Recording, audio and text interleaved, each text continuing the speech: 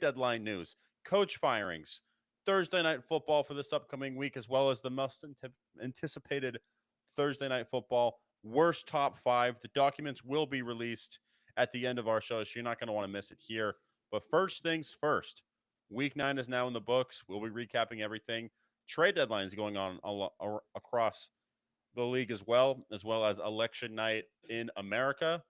A lot of fun things going down on November 5th.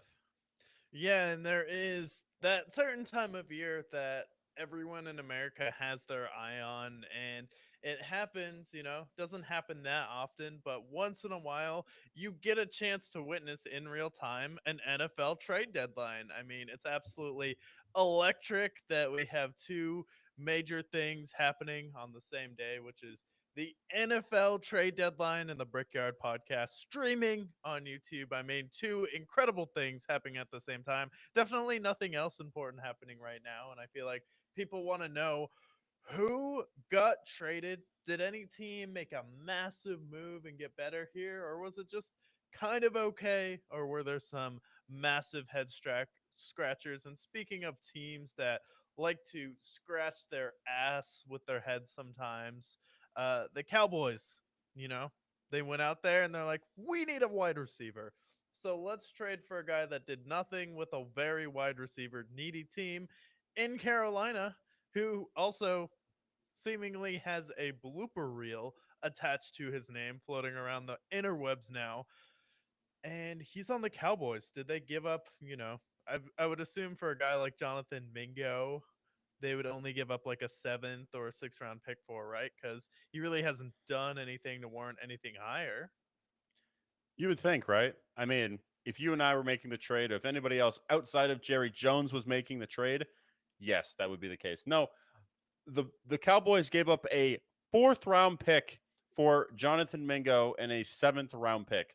So, for those who might not know, he was traded for more compensation than Amari Cooper, more compensation than Deontay Johnson, more compensation than DeAndre Hopkins. Now, I guess as being a debate show here, who's better, Jonathan Mingo or everyone I just mentioned before him?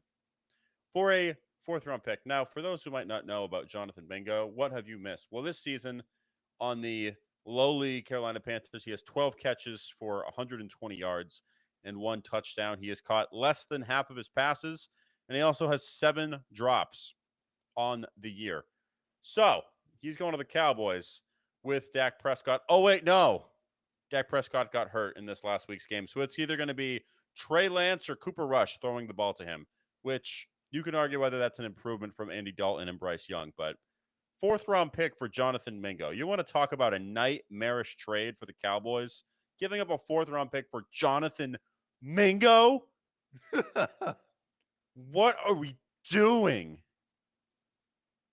That is Yeah. complete joke. It's like when Kristaps Porzingis got drafted and Michael Rappaport was like, who the fuck is Tingus Pingus?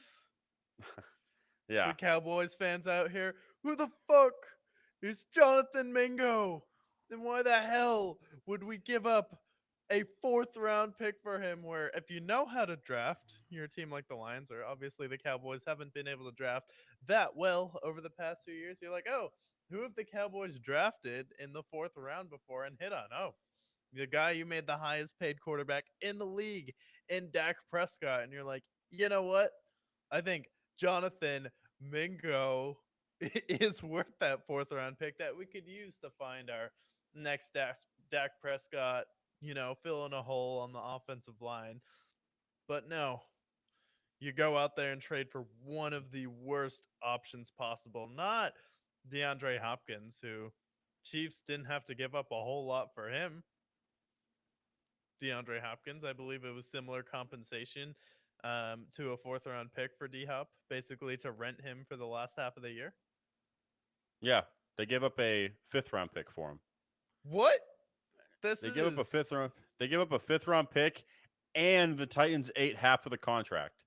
So realistically, the Chiefs are getting him for $4 million, which is probably roughly about how much Jonathan Mingo will make, maybe a little less. But Jonathan Mingo, his entire career, he has 500 receiving yards. Now he's only 2 years in, so won't bury him too much for that. But even in his own draft class, you know who was drafted 10 picks later? Jaden Reed. You know who was picked 15 picks later? Rashid Rice. And then that same draft, we have Puka Nakoa and a couple of other names. But even in the same round that he was taken in 2023, two wide receivers that came after him were better. So I feel like by default, that's already a disappointment. And then to give up a fourth round pick, it'd be one thing if you were a team like, say, I don't know, the Bills or the Ravens or any of the teams that are competing for any, whether it be a division or for the playoffs. But you are now 3-5. You've lost three straight games, and you just got Dak to go on the IR for the next 4 games at least. So your season's over. Why are you even trading for him at this point? And better yet, why are you trading a fourth round pick for Jonathan Mingo? Makes no sense. This is a horrible trade. This is one of the worst trades in recent trade deadline history for me. Yeah, and it's terrible because one of the worst teams in football at making trades is none other than those Carolina Kitty Cats wasting away there in the Carolinas with one of the worst owners in the NFL. And somehow you got finessed by David Tepper and the Carolina Panthers. I mean, that just adds to it. I get if you get finessed by someone like a Howie Roseman, someone like a, if you want to go NBA terms, like a Sam Presti, like a Brad Stevens, who's out here basically acquiring Derek White for Romeo Langford. Like, we get it when you get finessed by those guys, but by the one of the worst run teams in the NFL. Oh wait, no, that's you, Dallas Cowboys. You're one of the worst run teams in the NFL. Now Dak Prescott's on the sideline saying, "Damn, we just fucking suck." And then oh, Yep. suddenly he's injured now, has a hamstring injury. You paid him all of his money. Like, this situation, like, I picked them to have a losing record going into the year. I mean, you're pretty generous when you're picking their wins, but overall, like, I feel like they're right on par with where I thought they would be. And I'm like, this is a team that's probably going to win 6 or 7 games, but I don't see any more than that on the schedule for them. Yeah, and they're screwed now. And the funny part about this was there was a wide receiver move even today that was still better and less compensation. The Steelers got Mike Williams for a fifth round pick. Well, Mike Williams didn't pan out in New York and he's been banged up with the Chargers, but Mike Williams is a better receiver than Jonathan Mingo. And they got him for a fifth. You trade a fourth round pick for a developmental, basically rookie wide receiver when you're already out of playoff hunt, basically, and your star quarterback's out. It makes no sense. You got finessed by what's equivalent in NBA terms, getting finessed by the Pistons. You got finessed by the Pistons, dude. By the Wizards. You got finessed by the worst team, the same team that could have gotten 3 first round picks for Brian Burns, but instead got a second round pick from the Giants. The same team who traded Caleb Williams and DJ Moore and a bunch of other picks for Bryce Young. That's the same team we're talking about. Two teams who have made two of the worst trades in the last couple of years, and that's the team that finessed you. Good luck, Cowboys. The Cowboys get an F for this trade deadline, 100%. But the Steelers, they get Mike Williams finally. Definitely was not their first choice, but fifth round pick for Mike Williams. How do you feel about this act? Like, I know they were looking for Brandon Ayuk and the other guys who have already been dealt, but how do you feel about Mike Williams to the Steelers? Is it nice? Is it a fifth round pick? Like, anything crazy? Anything move the needle for you? No, doesn't move any needle for me. If anything, it's going to hurt the Steelers because we're going to have a game versus the Ravens. Russell Wilson's marching the ball down the field, and then he's going to throw to Mike Williams. But oh no, Mike Williams isn't there because he ran the wrong route, and now the defender's taking it the other way for a pick six.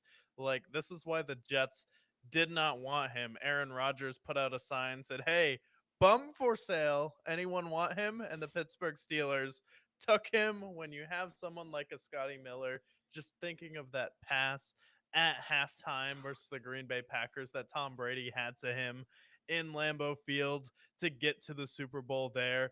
But it's like Mike Williams, it's like it doesn't move the needle for me at all. It'll be nice if he shows up and plays well, but I just don't have any expectations. Like, is he a bigger body that Russ can throw the ball to? Yes, but what's most important for the Steelers is Najee Harris and Jalen Warren staying on a roll here. Darnell Washington and Pat Fryermuth stepping up. And if Mike Williams is like a five in that role, where maybe he has one good game that helps you in the playoffs, sure. But for right now, he really doesn't move the needle for me. You didn't give up that much compensation, so I think this is just it's a fine deal. I give this like a C plus. Did either team get better or worse? No, not really.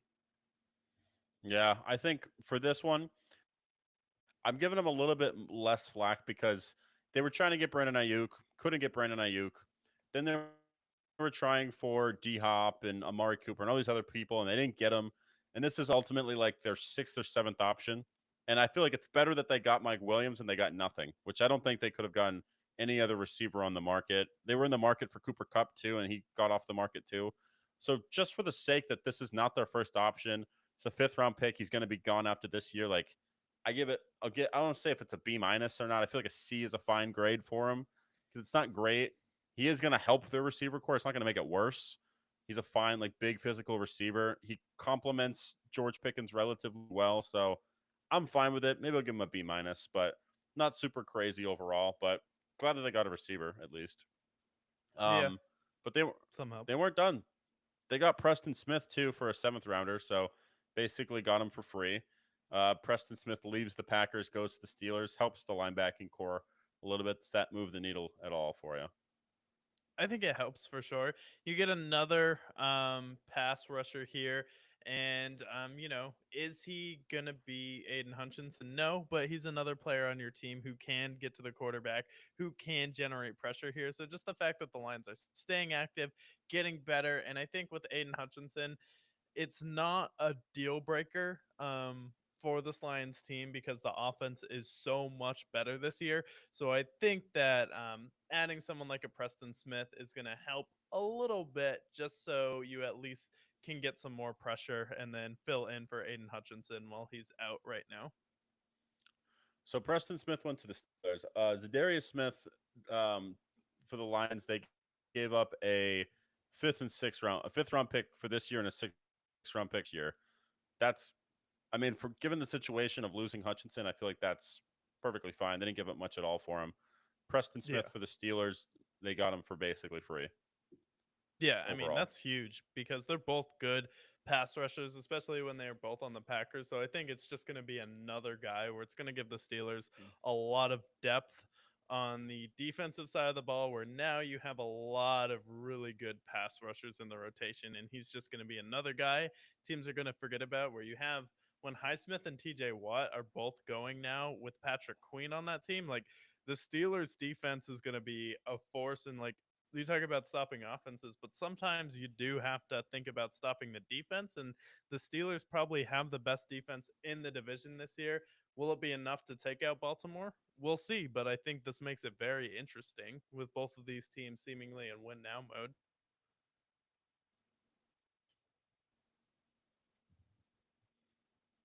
Yeah, I think that's a good for that. I think they were still in the talks with him, even if Hutchinson didn't go down, but he's going to definitely help the Lions defense. And then for the Steelers, like, just adds more depth to an already loaded defense. So I like that move a lot for him. Some other smaller moves here. Bengals trade for Khalil Herbert for a seventh round pick.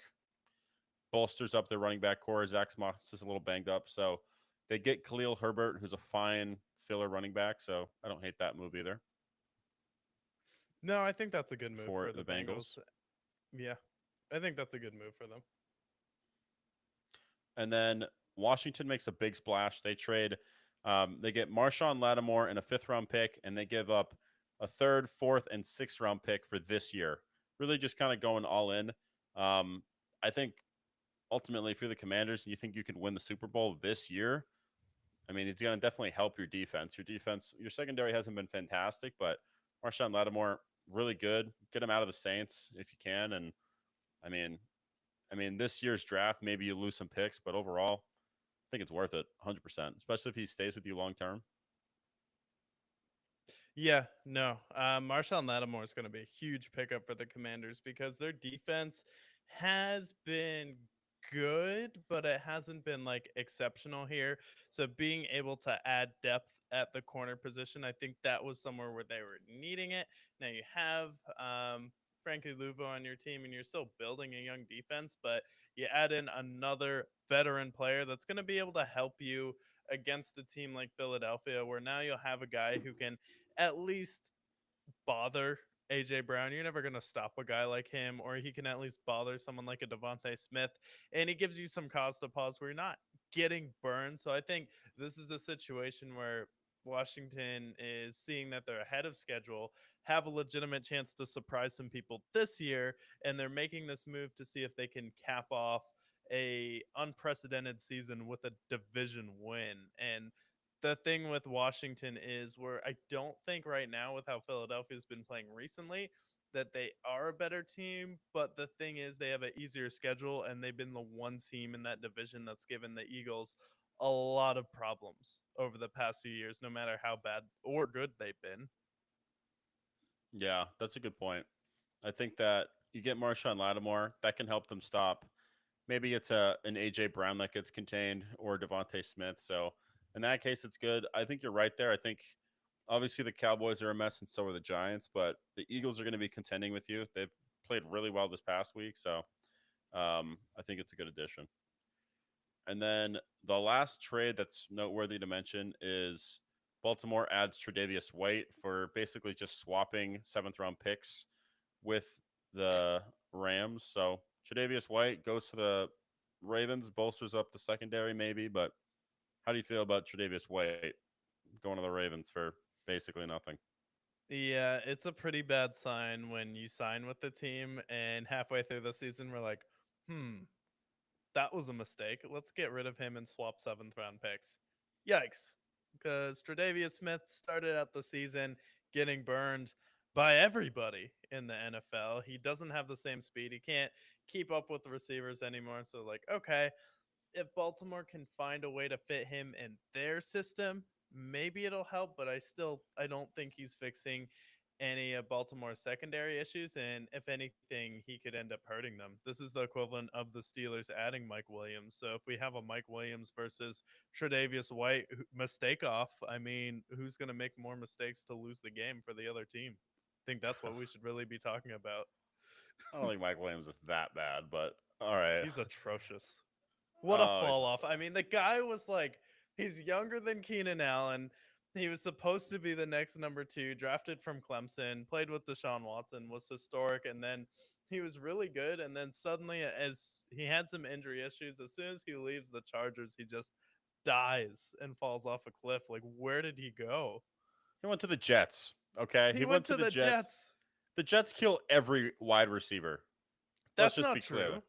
Brandon Yes, it is. Marshall thrived with the Jets. Eric Oh, Decker you mean played a really decade well with the ago? Jets. A decade ago. Yes, a decade ago, Brandon Marshall was fine. But yes, ever since then, if you go to the Jets, it's a death sentence. Okay. So Jeremy yes, he sucked on Curley, the Jets. another great receiver who played well. Who? Jeremy Curley from the Steelers, famous punt Oh returner. yeah, a decade ago. Yeah, yeah, a decade ago that it fixed them. It's a new time, new era, new president will be determined tonight. I think. I don't know. We'll see how he is with the Steelers. Either way, Mike Williams is not that bad. It's not like you're acting like he's fucking Jonathan Mingo. I don't think he's as bad as Jonathan Mingo, He's but Jonathan Mingo with CTE. Jonathan Mingo is all right. Well, that's enough trade deadline talks. We got all the other moves are small. Like they got like Baron Browning going to the Cardinals. That's cool, I guess. And then what else? We got Khalil Davis going to the 49ers for a 6th round pick. But yeah, that's about it. Just depth trades. Yeah, we had someone die though. Finally, the first coach that should have been fired if he didn't have a historic start to the season though. I mean, we don't often say, you know what, let's start the show with Panthers Saints, but god damn it, Dennis Allen was someone who we had on the hit list last season, and he was one of those coaches where I predicted that he would get fired this year, and it is a morbid thing to predict any sort of this team's probably going to be banged up or this coach is going to get fired because, it's a tough thing when you get fired from your job and it's emotional. A lot of things are involved here, but we're like, Dennis Allen is someone that we feel like just wasn't the right guy for the Saints. And we didn't really think they should have brought him back last year. Maybe give him one more chance with Derek Carr. But I was just thinking, like, where exactly are we going with the New Orleans Saints? Because you bring in someone from the Sean Payton regime, and you still have pretty much the same team where you have like the team that was competing to get to the Super Bowl with Drew Brees and in that bubble, and now you're trying to fill in with Taysom Hill, Jameis Winston, Derek Carr. No real plan or direction. You're in salary cap hell. It's like, what exactly are we doing here? And that was kind of the vibe that their coach gave. And then literally your rookie Spencer Rattler walks on the field and legitimately says, "Hey, what exactly are we doing here?" And then you go out there, lose to the Carolina Kitty Cats. I mean, by 1 point, and Kareem, like Alvin Kamara, goes off in this game. It's Derek Carr's first game back, but you just get outscored by the Panthers. It seemed like the season was over. Dennis Allen had officially lost the team. So kudos for the Saints because you actually made a step in the right decision. And the first step is admitting that you made a mistake and getting rid of the problem. And now you're on the right path to get to success. Dennis Allen wasn't the answer. He can be a fine defensive coordinator for someone, but he wasn't even on the same level as Brendan Staley. I feel like Do you just think not Brandon it. Staley was better? I think Brandon Staley was a better head coach than Dennis Allen. I think Dennis Allen is like the Brandon Staley's of Arthur Smith's. I can't disagree with you there, honestly. There's a couple of takeaways from this. Okay, I'm just going to give you some stats for a minute, and I want to tell you which team wins. It's going to be a blind resume, okay? If I told you that your team had 25 first downs to the other team's 15, who would you say won that game? Team A. If Team A. Team A had 427 offensive yards and Team B had 246, who do you think won that game? Team A, right? Passing yards, 230 to 166. Team A probably wins. Rushing yards, 197 to 80. Team A wins. Time of possession, 35 minutes to 25 minutes. Team A wins. And also, they won the turnover battle. So they won the turnover battle. They won time of possession. They won more passing yards, better on first down, better on third down. How did you lose this game? What did you do? How did you possibly lose to the Panthers when you had twice as many passing yards, you had twice as many total yards of offense? Alvin Kamara had a great game. Then you lose to the Carolina Panthers. But it's more than that. You lose to the Panthers. You know, Dennis Allen is now outside with a need job, will do anything for cash sign outside of New Orleans.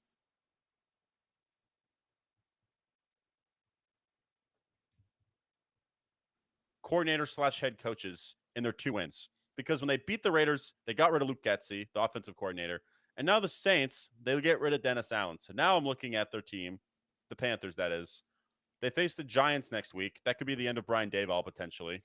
And then other games down the line. Jonathan Gannon on December 22nd. Is he going to be the next body to go? Or then Mike McCarthy, December 15th.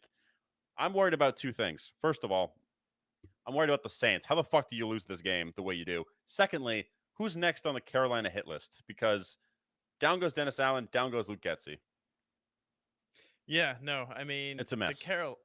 yeah, Carolina's basically going to be the team that if you lose to them, then your head coach is probably going to get fired. And do I think Mike McCarthy will get fired midseason? He has an excuse now that Dak Prescott is hurt. And the Cardinals have been playing well the past few weeks, so I don't think they're going to lose necessarily to Carolina. And they've actually turned it around a little bit here over the past few weeks. So, um, they're still in the driver's seat for their division, unless it's a Robert Sala situation where they decide to fire him, even though they're a game or two within taking the division and still have the Rams left to play here.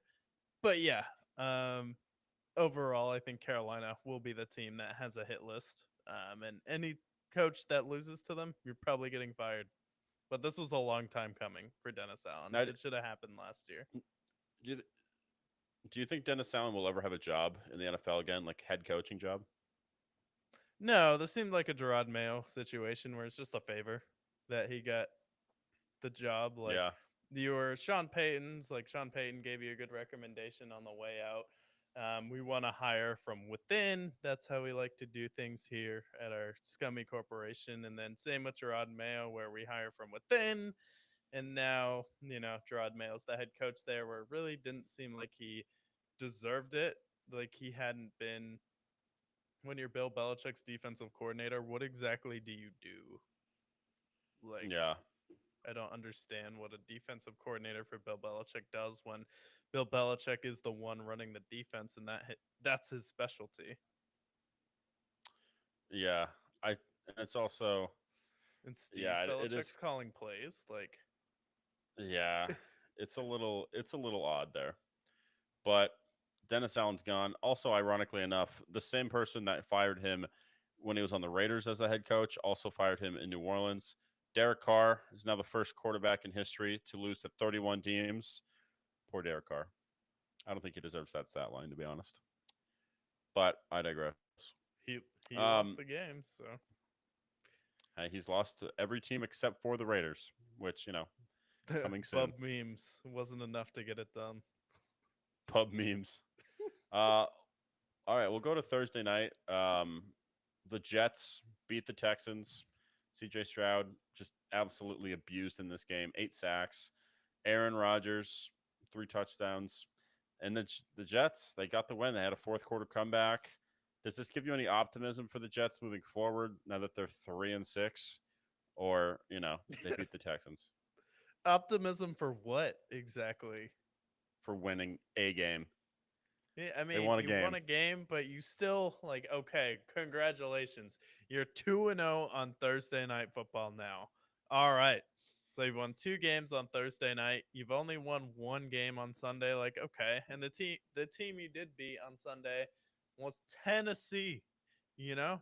Like the last time I saw you beat a team was on a plane before this game in the Tennessee Titans, and then you beat the Patriots on Thursday night. Oh, congratulations. You beat the Texans without their 2 best receivers, and now their offensive line is falling apart. And you end up winning this one. You beat the Texans last year, and it seems like the Texans struggle with the Jets for some reason. But no, I don't have any optimism for the Jets. You're still the same Jets roster. You don't have a head coach. Can you get to the playoffs? Maybe, but it's a big if. I would put more money on the Bengals getting there than you, and you're much farther behind. And then also, it's still the Jets with Aaron Rodgers. Like, this doesn't change too much for me. If anything, it just gives me less faith in the Texans this year because this was a colossal collapse in this game.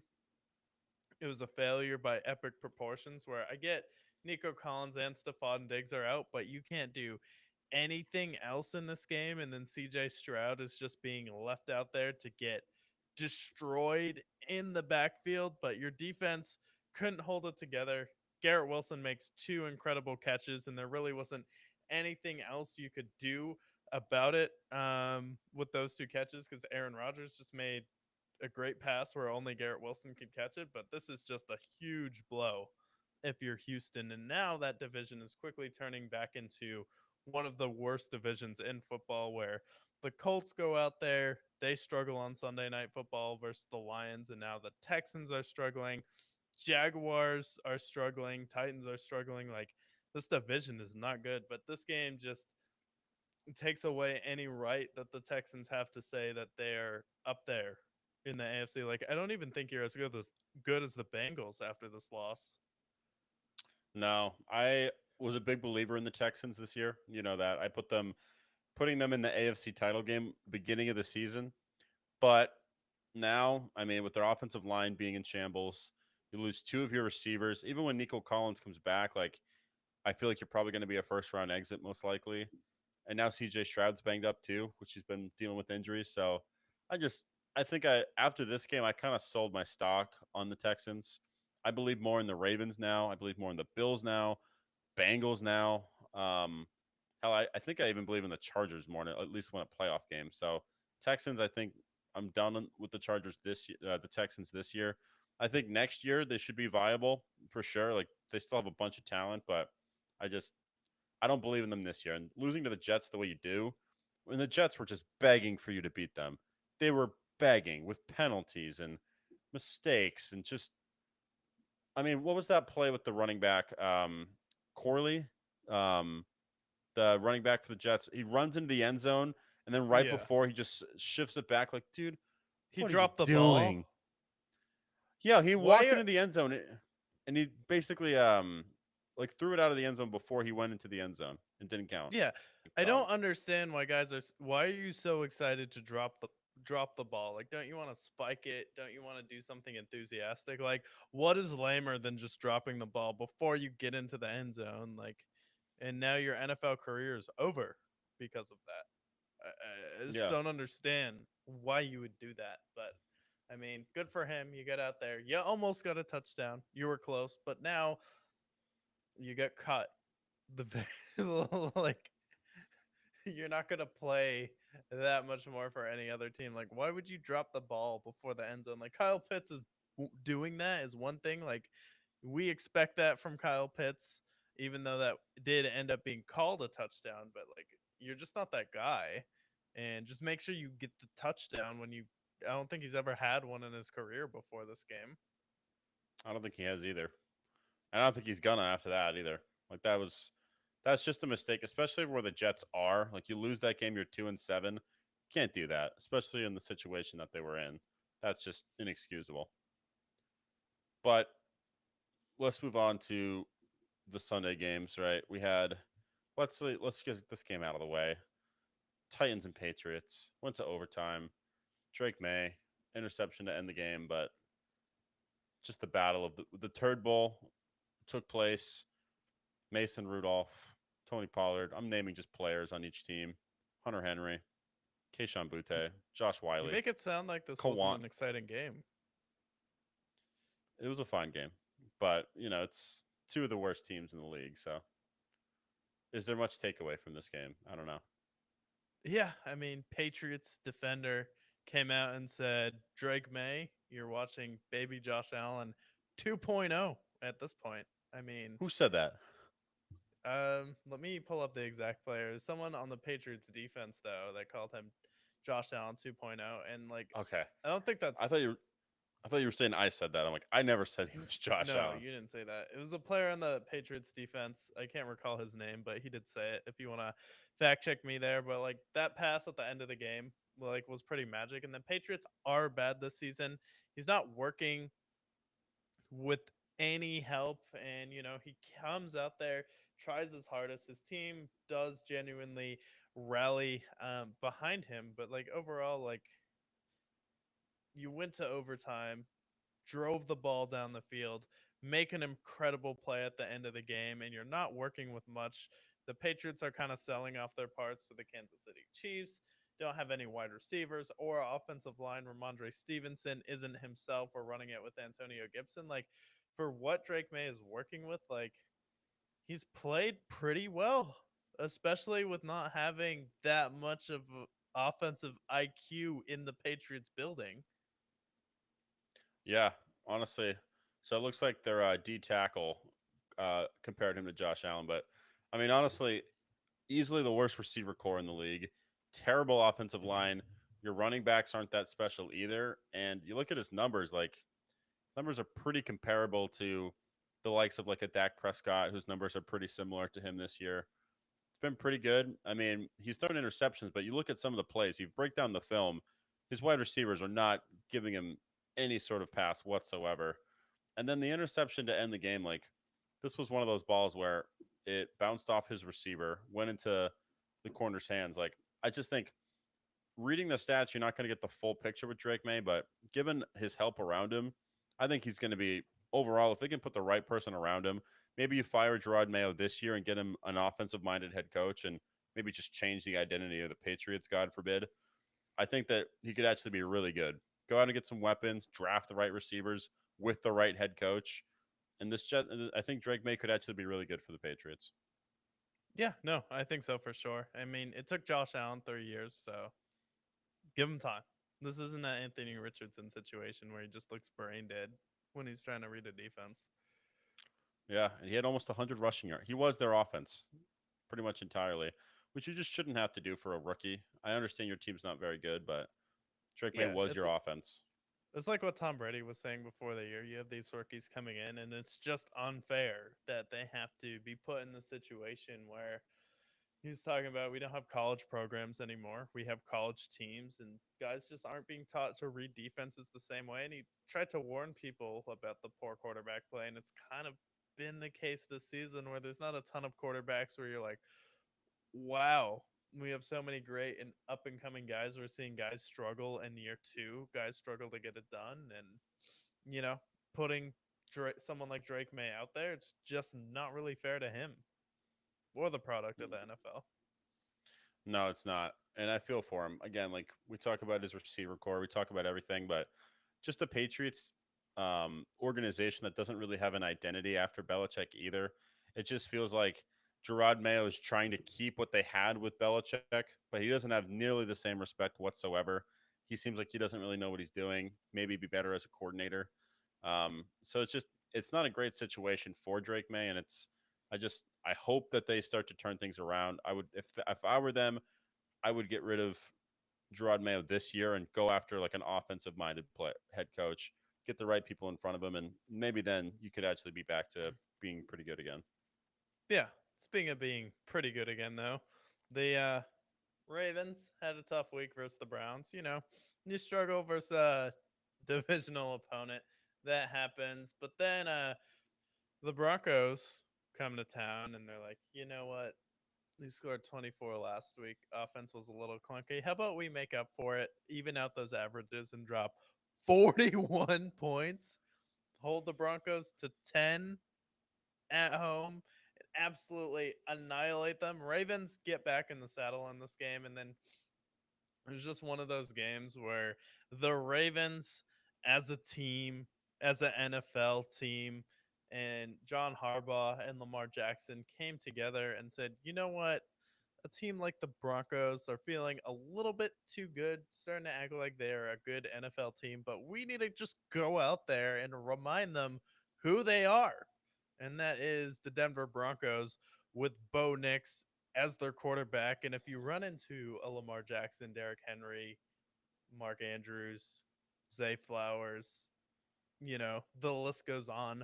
Rashard Bateman, now Deontay Johnson, Isaiah Likely on that team. Now we have another good tight end as if Baltimore didn't have enough. And like, we just need to remind this team who they are and blow them out and get 41 points and then just get back into the groove. And it seemed like that's exactly what this game was. It's like, Broncos, you need to come down to earth.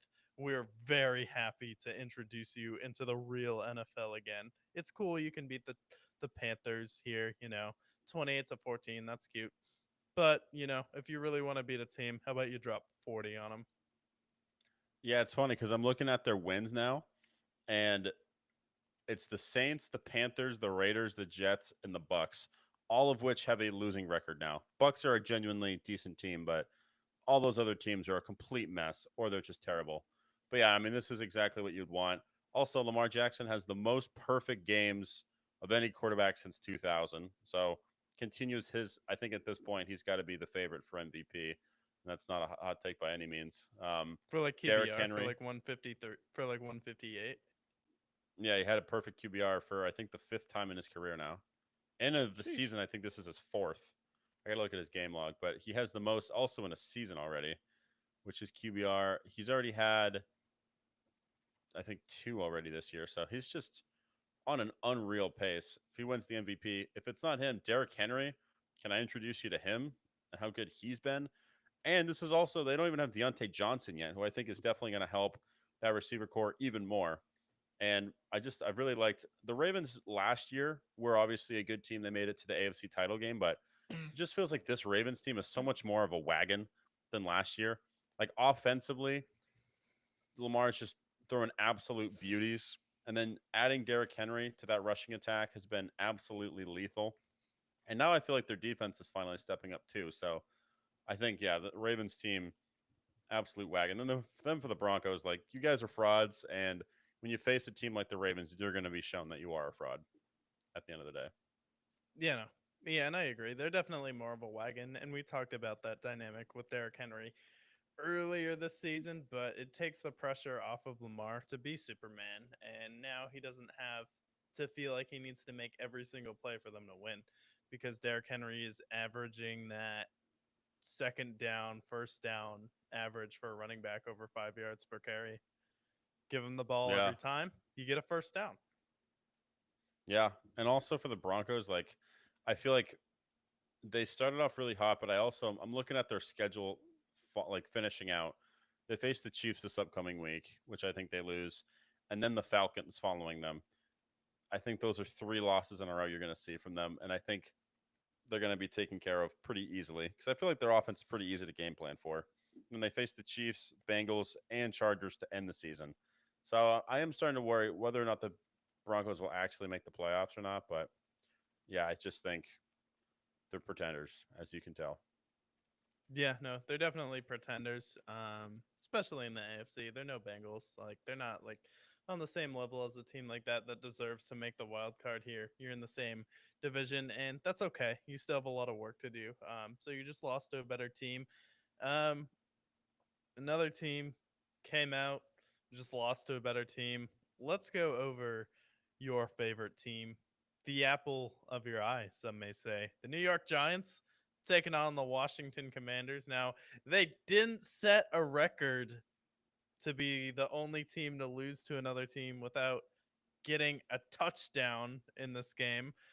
So they're not setting records for being bad, but at the same time, the Commanders pretty much were in full control this entire game. And then Daniel Jones has a good game for Daniel Jones standards. But again, he can't break 200 yards passing. I mean, 20 for 26, 174 yards.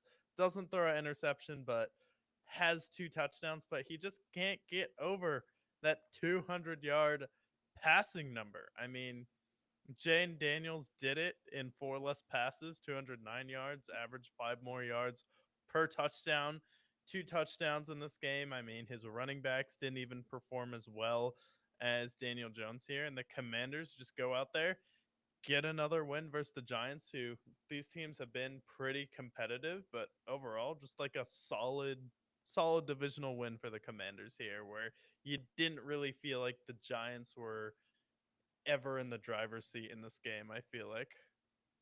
Yeah, I felt like for like three quarters of this game, they were dominating them. I mean, the Giants, they were up, the Commanders were up 24 to 10 in the fourth quarter.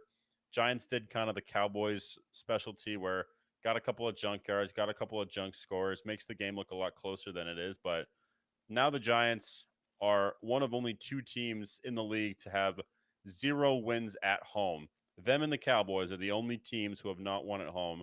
And for me, my big takeaway is honestly like, and it's the same takeaway every week, and it's probably really stale for our viewers, but I don't care. Just bench Daniel Jones. Like Daniel Jones, he played the best game you're going to see at Daniel Jones more often than not, and you guys mustered up 20 points and couldn't pass over 200 passing yards.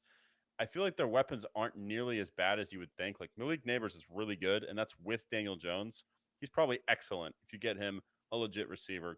Even starting a Tommy DeVito, I think would do numbers for him. Darius Slayton, when they had Tommy DeVito, looked a lot better, or even like a Tyrod Taylor. Like I don't think their receivers are nearly as bad as it's letting off, but it's the Daniel Jones of the world who just can't do anything past 10 yards, and that's what's killing them. And then otherwise, like Commanders are just the better team, and they're cruising. They have the best record the Commanders have had since I think the '90s at this point. So they're killing it right now. Can't say anything bad about the Commanders in this game. They played clean football, but yeah, the Giants just bench Daniel Jones. It's getting obnoxious at this point. Yeah, no, it is. And then people will have to keep hearing about it, but like it's someone you paid, but like you did look better with Tyrod Taylor last year, so I don't understand why you wouldn't have him on your team again so he could just fill in for Daniel Jones, because I feel like Tyrod Taylor's gotten to the playoffs, never really get a fair shot. I mean, the Chargers almost killed him by puncturing his lung here, but like he's a quarterback where he goes out there, you know what he is, but You only have to pay him a million or two per year. Where Daniel Jones, you're just paying way too much money here. But again, teams like the Commanders are passing you up because they ended up going out there and drafting a good quarterback here. So overall, just a tough situation for the Giants. But Commanders go out there, get a solid divisional win. Another team that went out there, got a solid win here. Chargers, you actually went out there, blew someone out, and did not give your fans a heart attack. Chargers fans, you Thank don't get God. this opportunity often, but you're able to sit back. Maybe you grab a little bit of champagne. Maybe since it's fall, maybe you're feeling some champagne and apple cider, a little apple cider mimosa. Have a nice Sunday. Maybe you get a frozen pizza, rip it in the oven there, add your hot honey and goat cheese to it, maybe a little turkey bacon if you're feeling it, and you're able to just kick back, relax, enjoy this game. You saw Jameis Winston Churchill throw it 46 times. Three of those times were Yeah. interceptions, and it was just a tough day to be a Cleveland Browns fan, but it's usually a tough day to be a Chargers fans, but they are able to kick back and relax, have a stress-free game. How often does it happen where the Chargers fans check their libido levels and they've gone down? Chances of a heart attack have gone down. Hypertension has gone down this week, at least for this week for Chargers fans. So well done, Chargers. You actually, as Jason Tatum said, we did it. We We did did it. it. A game that doesn't raise our cortisol levels. Let's go. Yeah, good for the Chargers. I mean, good good game by Justin Herbert. Good game by J.K. Dobbins. Their defense shut them down. So Chargers fan, I should say, go out there, kick back, drink an O'Doul, have a good time, do your thing. For the Browns, I mean, this is par for the course. You guys are out of the playoffs, and you have Jameis Winston starting. And look, I'm a big Jameis Winston supporter. You know that after our talks last week. But this is part of the Jameis Winston experience. I mean, if he throws the ball 50 times, he's going to have a couple of picks in there. He's going to have a couple of touchdowns. And in this game, just the Chargers just played well, covered him well. And next game, I bet Jameis Winston goes out there, throws 3 touchdowns, 2 picks. But ultimately, yeah, Jameis Winston experience in Cleveland, it will have its ups and downs. But I still believe in Jameis Winston and the Cleveland Browns to at least be better than they were without Deshaun Watson. And yeah, and then for the Chargers, like just pat on the back. Also, pat on the back for Quentin Johnston, guy who was looking so bad last year. And this year, he's actually been pretty good. It looks like John Harbaugh might have actually unlocked Quentin Johnston a little bit. He's not great, but I think he's definitely a lot better than he was last year. A lot less drops. He's actually looking pretty decent for him. Yeah, and this is like the Justin Herbert that we want to see here. I mean, solid game for him. Doesn't have like any elite receivers on his team, but J.K. Dobbins has been a legitimate running back for him. They're figuring out that part, and then they're probably going to go out there. Maybe if you hit on a receiver in the draft, I could definitely see the Chargers being good in a year or two. Do I think they're a threat to anyone this year? No, not really, but they're trending in the right direction for sure. Yeah, and I guess like for them, I feel like if Quentin Johnston can be a good three, Ladd McConkey can be a solid slot receiver guy, and then maybe next draft they go out and try to get like a.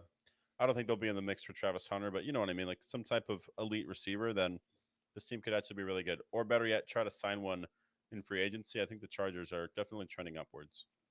Yeah, another team that was always in the business for an elite receiver, and they have many of them on their team, but they somehow just can't get it done here. The Dolphins and the Bills have an absolute war. Maybe one of the best game, probably the best game of the week. But it's definitely a contender there. The Bills and the Dolphins kind of just go out there, play a really competitive game, but the Dolphins just left too much time on the clock. You end up tying it up at the end of it, but as soon as I saw you had like a minute ish on the clock, I'm like, Josh Allen can get a field goal with that time, especially someone like Josh Allen, Mahomes, Burrow, Lamar. If you tie the game, they're definitely gonna go out there and get a field goal to win the game. And that's exactly what the Bills did. But credit to the Dolphins for actually pushing the Bills in this game, actually showing up. It seemed like they actually showed a pulse, and it may be too late to save your season this year, but they showed signs of that Dolphins team that we've seen over the past 2 years, which is a really fun, competitive regular season team that will never do anything in the playoffs. And that's exactly what we got from them. Yeah, I'm glad that they had a pulse because I mean the Dolphins that we've seen up to this point has been a nightmare. Even the Cardinals game, they had their struggles for sure, but yeah, I mean ultimately the Bills I think are the better team, and you give Josh Allen that much time, he's going to obviously perform. But this is a game. I mean, they shut down the run pretty well for Buffalo too. Like James Cook only had 44 yards, and they didn't break 100 yards rushing, which they've been doing pretty consistently. And then yeah, I mean no Amari Cooper either, but I think the Dolphins should be pretty proud of how they played. Now, how will they perform these upcoming weeks when they have some layup games in here like the Raiders and Patriots? Maybe they get back in the mix, but overall, yeah, I think good game by Miami, showing a pulse, played a clean game. We got to see Devon A. Chain come back from the grave as well, who's been kind of banged up. Tyreek Hill had a decent game here too. So credit to the Dolphins. Even though they lost, I think they still should feel proud about this game. Buffalo, you're just playing a team in division. Nothing to really sweat over, I don't think. Yeah, and they've split with the Dolphins the past few years, so it's always tough to beat a team like that in your division twice. But the Bills went out there, got it done. So credit to them.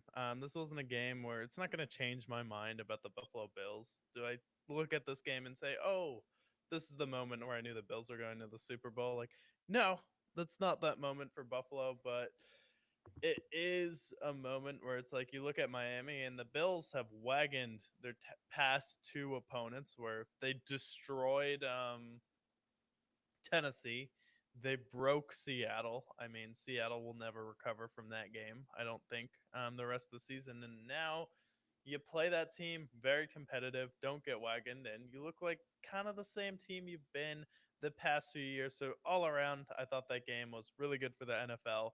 Great competitive game. And, we knew the outcome as soon as Josh Allen got the ball, but sometimes that's okay. The lead up is okay when you have a cliche movie. So overall, a great performance from both teams. Yeah, honestly. Another great game that we got to see. Dominant performance. How about the Lions and Packers game? Not exactly how I expected it to go, but um, yeah, Lions just absolutely wagoned. Another game where Jared Goff doesn't have to do too much, only throws 4 incompletions in this game, keeps on his completion percentage grind as well.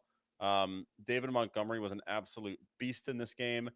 And then defensively, just absolutely holding the Packers down. Jordan Love gets banged up in this game, throws an interception. Um, but yeah, just great all around dominant performance for the Detroit Lions. And again, like they're like the best team in football at this point, in my mind. Yeah, they're right up there with the Kansas City Chiefs, and they're competing with them last year. But like in the NFC, I don't see really too many teams who can compete with this Lions team because they can win in so many different ways where you have that running attack, but like Aiden Hutchinson went down and that defense is still getting better every week. And typically for the Lions, a player like losing, if you lost Ndamukong Suh in the past or Calvin Johnson or Aiden Hutchinson, that'd be a death blow. But it just speaks to how this team is run, the depth of this team that you're able to hold the Green Bay Packers in Lambeau to 14 points. And I get it was raining, but that's not an excuse because you're supposed to be the Green Bay Packers. You're supposed to take advantage of that. The Lions are the dome team in this situation, and they showed you that they could still go out there, dominate a divisional opponent where you beat them in the first game again last year, but that was in September. And this is a Packers team that has been in a lot of wild shootouts. Their offense has looked good. Jordan Love has been throwing multiple touchdowns in every single game, and you didn't allow a single touchdown pass from Jordan Love in this game. And then he ended up having an interception, which he normally does. But the fact that you didn't allow any passing touchdowns just speaks to where this Lions secondary is at this point. And they just prove week in and week out that they're going to at least have a 10-point differential between their opponent, and they don't even need Jared Goff to do anything to win games anymore. I mean, this team is in a great place to go on a run. Yeah, I mean, I feel like they're the lock for the one seed at this point. And then I feel like at this point they just seem like a team of destiny. It reminds me of I've compared them to this before, but reminds me of the '04 Red Sox. I mean, 2003 they go all the way to game 7 of the ALCS against the Yankees. They go to overtime, they go to extra innings, and then they lose in heartbreaking fashion. And then the very next year they're just a team on a mission and they end up marching down, and I think they're going to have a game where maybe they're down in a playoff game and they come back, rally, and win that game. But I think this Lions team is a destiny for the Super Bowl, honestly. I look at every other team in the NFC, it's like, unless if it's a team like the Eagles or Commanders, every other team, like, I don't trust anybody in the West at this point. I don't trust anybody in the South. And then in the North, like, the Bears are a mess. The Packers, I think they've shown that they're a better team than the Packers at this point. And then the Vikings, who I think are showing that they aren't quite the team that they were at the first month of the season. So yeah, I mean, like the Lions, I think every team in the like they're easily the best team in the NFC. I think at this point it's 1A and 1B for best teams in the league between them and the Chiefs. Yeah, definitely. And the Chiefs definitely have to be 1A, especially with the addition of DeAndre Hopkins, how dominant their defense has been, and just the back to back Super Bowls, where the Lions still have to go out there and take it from them and get to a Super Bowl and win it there. But definitely a great sign from them that they went out there, beat the Packers, and they didn't just beat them, they just dominated them that entire game. And the Packers looked lost. They looked lifeless. And like, it's a problem if Jordan Love can't play in the rain. And I don't think that was a Jordan Love issue. I think that was a more of an injury issue and more of just the Lions going out there and dominating. Now you're 2-0 in your division so far. You beat the Vikings, beat the Lions. Or you beat the Packers. So you'll have some battles versus the Bears, but if you just lose only one divisional game, I think you're going to be in a great spot. Absolutely. Speaking of another team that blew out their opponent, uh, Joe Burrow, 5 touchdowns, 250. Chase Brown got it done on the ground as well. Mike Gesicki had a big game, 1 week removed from National Tight Ends Day. Um, Granted, it was the Raiders, but at the end of the day, you beat who was in front of you.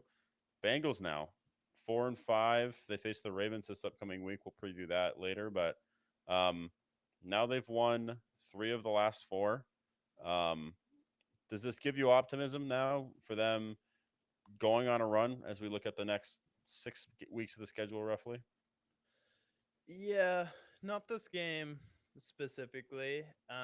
It really depends on that Ravens game. Really, what comes from this game is I've been trying to warn everyone about Mike Gesicki. No one listens. They're like, oh, I mean, he was pretty good with the Dolphins, pretty good with the Patriots. Now that he's with Joe Burrow, Mike Gesicki looking like a top 5 tight end in the league. I mean, if you want to talk about the best person for picking sleeper tight ends in the league, I mean, Mike Gesicki, there you go. Tucker Kraft, there you go. Cole Komet, here you go. I mean, the list goes on, and the fact that Yep. Mike Gesicki is going out there and just dominating people. Brock who? Brock Bowers with the Raiders? Like, no, thank you. We have Mike Gesicki on our team with the Cincinnati Bengals, and you go out there, and it's the second time this season that Joe Burrow has thrown for 5 touchdowns. The other game was versus Baltimore here, but if you go out there, beat Baltimore on a Thursday night, you have that many bye, like Baltimore will now have 4 losses, and then you're going to be competing with Baltimore and the Steelers. And you may not win the division here, but if Steelers end up going out there and beating the Ravens as well, that'll bump the Ravens down to 5 losses. So this division is going to be very interesting when it comes down to it. But it was good just to see their offense, just Joe Burrow getting his mojo back here. And this is a Bengals team that plays elite in the month of November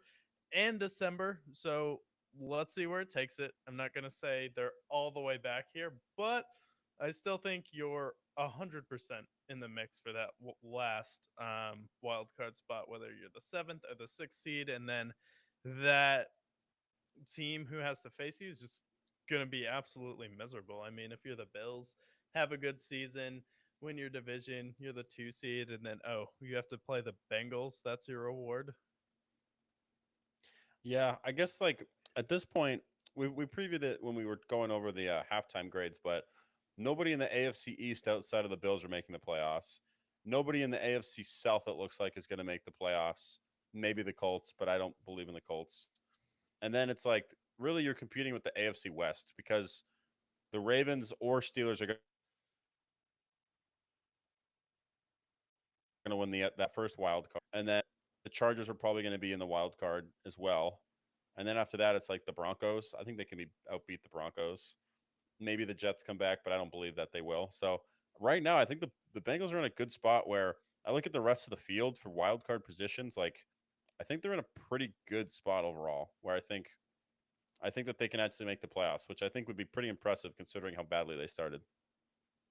Yeah, no, it would definitely be impressive, but I mean, I don't think it's good, and it's just like rewarding them again for not playing in September and October. So we'll see, and they'd definitely be a team that they get into a mix. It's like, who's to say they can't go on a run and make the Super Bowl? And like a Eli, if Eli can do it, I definitely think Joe Burrow can sneak in as a wild card and make a Super Bowl for sure. It's not impossible. We've seen a lot of wild card teams win the Super Bowl, so I can Yeah, see that no, happening for sure. And then let's see. So we talked about the Bengals game. Let's talk about a fun game. Let's bully a team that deserves to be bullied. How about the Cowboys losing their third straight game? Dak Prescott going down. Hope he comes back better than ever. But four straight with the yeah, bye, just right? yeah, four straight. That's right. They did lose to the bye week. Even with a big Rico Doidle game, even with a big Jake Ferguson game, 1 week removed from National Tight Ends Day, wasn't enough for those lowly Cowboys. The Falcons get the win and a Hall of Fame performance for Hall of Famer Kirk Cousins. Kirk Cousins looking like a potential MVP candidate. Bijan doing his thing. What a game. But yeah, Falcons, they have now won, I believe, four straight games, if I can look here. But Falcons on an absolute roll right now. Yeah, they lost to Seattle, but they've at least won, I think, four out of their last 5 games here. And, Five of the last six. yeah, five of the last six. I mean, this is really impressive for this Atlanta team where I thought they would be good this year, but you never know what you're going to get from Kirk Cousins. But Kirk Cousins has been out there and he's been a touchdown machine. And I picked the Falcons to win this game versus the Dallas Cowboys. And I feel like everyone talks about the Dallas Cowboys, panics about the Dallas Cowboys. But if you just watched the Brickyards preview to the NFL season, you would not be having this panic because you would have seen us say, hey, this is a team that's likely going to have a losing record. This is not a good football team. Even Dak Prescott himself saying, damn, we just suck this year on the sideline. And he was telling that to none other than Trey Lance here. I want to talk about giving some motivation to your young quarterback there. And now Dak gets injured, but Atlanta, like, you dominate this game, have full control over the Dallas Cowboys, and now your defense is looking really solid here. You're looking like a team who can win a playoff game, and you take control, win the most important games of your season versus Tampa. Now you're just going out there, winning crucial one possession games, and really the game changer for this team outside of Kirk Cousins has been the missing piece for their offense has been Darnell Mooney, of all people. It's Yeah. crazy to say, but he really has been the missing link for this team where he's another guy outside of Drake London that, I mean, this game, like 5 catches, 88 yards, and a touchdown. And it's not like it's a fluke, it's week in and week out now with Darnell Mooney. Hmm. I mean, he's doing similar things to what Jordan Addison did with Kirk Cousins last year. And then you add in Drake London, you add in a run game, a better defense this year, and an offensive line in Atlanta. Like, this is a solid team. They're going to go out there and win their division for the Cowboys. Can I really rip them for losing to a better team? No. You shouldn't have won this game. And Atlanta, like, scoring 27 points, this isn't like the Jets beating the Texans 21 to 13. Like, no, like scoring 27, like that's solid. That's passable. Kirk Cousins had 3 passing touchdowns. I feel like that's the standard for a good game in the NFL. So it's like there's really nothing I can complain about for the Cowboys because this just isn't a game where you should have won. Yeah. I want to talk about Darnell Mooney. He's currently leading the team in receiving yards, and he's on pace to have 1,100 by the season's end with 9 touchdowns. So Darnell Mooney silencing all the haters. Drake London also been playing very Yep. well as well. But yeah, I mean, for them, for the Cowboys, it's like, yeah, you're right. Falcons have a better defense. They have a better offense. They have a Hall of Famer at quarterback. So what's there to judge them with? They have a great running back as well. Cowboys should not have won this game. But my biggest beef with the Cowboys is just how they managed their entire offseason, how they managed the trade deadline, and how they just managed this season as a whole. It's been a complete dumpster fire. Whether it's Jerry Jones on radio shows threatening Dallas Cowboy talking heads, whether it's replacing Tony Pollard with Rico Doidle, whether it's, hey, we just lost like all of our receivers outside of CeeDee Lamb, but let's just not replace them with anybody until the trade deadline and get a washed second round pick. It's more or less, it's less about like my criticism of the Cowboys in this game is just more of a criticism of the Cowboys and how they've handled their season. Like you got embarrassed by the Packers last playoff run, and then the way that you rebound from that, unlike like a situation like the Lions where they had the 49ers, they blew a giant lead, and then here they are rocking and rolling. No, the Cowboys get absolutely embarrassed by the Packers, and then they've just had nothing but their tails tucked behind their legs for the entire season since. And it's basically just inevitably like, we're going to fire Mike McCarthy. We're not going to try and get another receiver. We're not going to try and get a better running back. We're just going to basically run it out like as if our team was just a fluky game we lose to the Packers. Like, no, your team sucks. The Cowboys suck. And now Dak is hurt and your season's over now. So you're going to rely on Cooper Rush, who I don't even think you should start at this point. At this point, just let Trey Lance go out there and, have your team finish 3-14. Like, the Cowboys are pathetic, not because of this game, but just for everything that they've done to lead up to this point. This is like the end of what we were already predicting to happen, was just a collapse. Which this is the official, they have officially lost their season. Yeah, I mean, saying We Trey called it. Lance, yeah, saying Trey Lance should start is like calling for Zach Wilson to start at this point. Just start Trey Lance. Here's the thing about this. Cooper Rush, Why? Cooper He's Rush is 30 terrible. years old. He is terrible. However, Cooper Rush, like, what's the future? Like, what is what are you gonna do with Cooper Rush?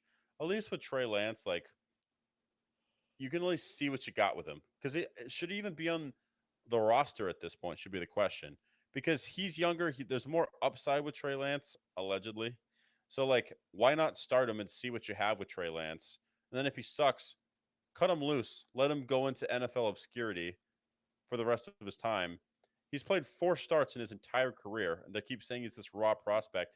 He sat behind Dak Prescott the last 2 years. Why don't you go out and like, I don't know, see what you have with Trey Lance? Not that he's going to be the answer for you, but like, what has he been doing on the bench the last 2 years? He's just been drawing fucking doodles on his clipboard at this point. Because maybe he has. Pro- We don't know. Probably. He's probably been playing a lot of doodle jump on the sideline, but I mean, it took Jordan Love 4 years to get to the point where he was ready to start. So let's give Trey Lance another 2 years with Dallas and then see where we're at in that project of Trey Lance. But it could be a situation where Dallas made a mistake trading for him. He just sucks in practice. He's never going to amount to anything in the NFL. And they just want people to forget that he's on the team so they can quietly cut him. And then people will be like, oh, yeah, I forgot he was on the Cowboys. Because most people have. Yeah, he's just rotting there. Keep in mind that he was drafted ahead of Justin Fields and Mac Jones in the draft. And this is a guy who played like 1 season at North Dakota State. Isn't it And he's Utah? been, I think it was North Dakota State. Am I wrong? Oh, it was I North think Dakota North State. Dakota's Carson Wentz. And then He played for North Dakota. I'm seeing here. North Dakota. But Okay. yeah, but he didn't do anything in college. He had 1 season in college and then he played 1 season in high school. It's been such an anomaly with Trey Lance that I'm like, can we just see what he's got? Like, clearly they see something if they're going to draft him third overall. They see something in college, and now it's like, I don't know. Why? Might as well. What's the worst that happens? The Cowboys suck and they get Shador Sanders. I feel like it's not the worst case scenario. I Yeah, digress. Yeah, if you're trying to suck, no, it's not the worst case scenario. So I agree with that. But I mean, the Cowboys are just in a bad spot at this point. So we'll see where they're at the end of the year. But I don't expect them to win another game, really.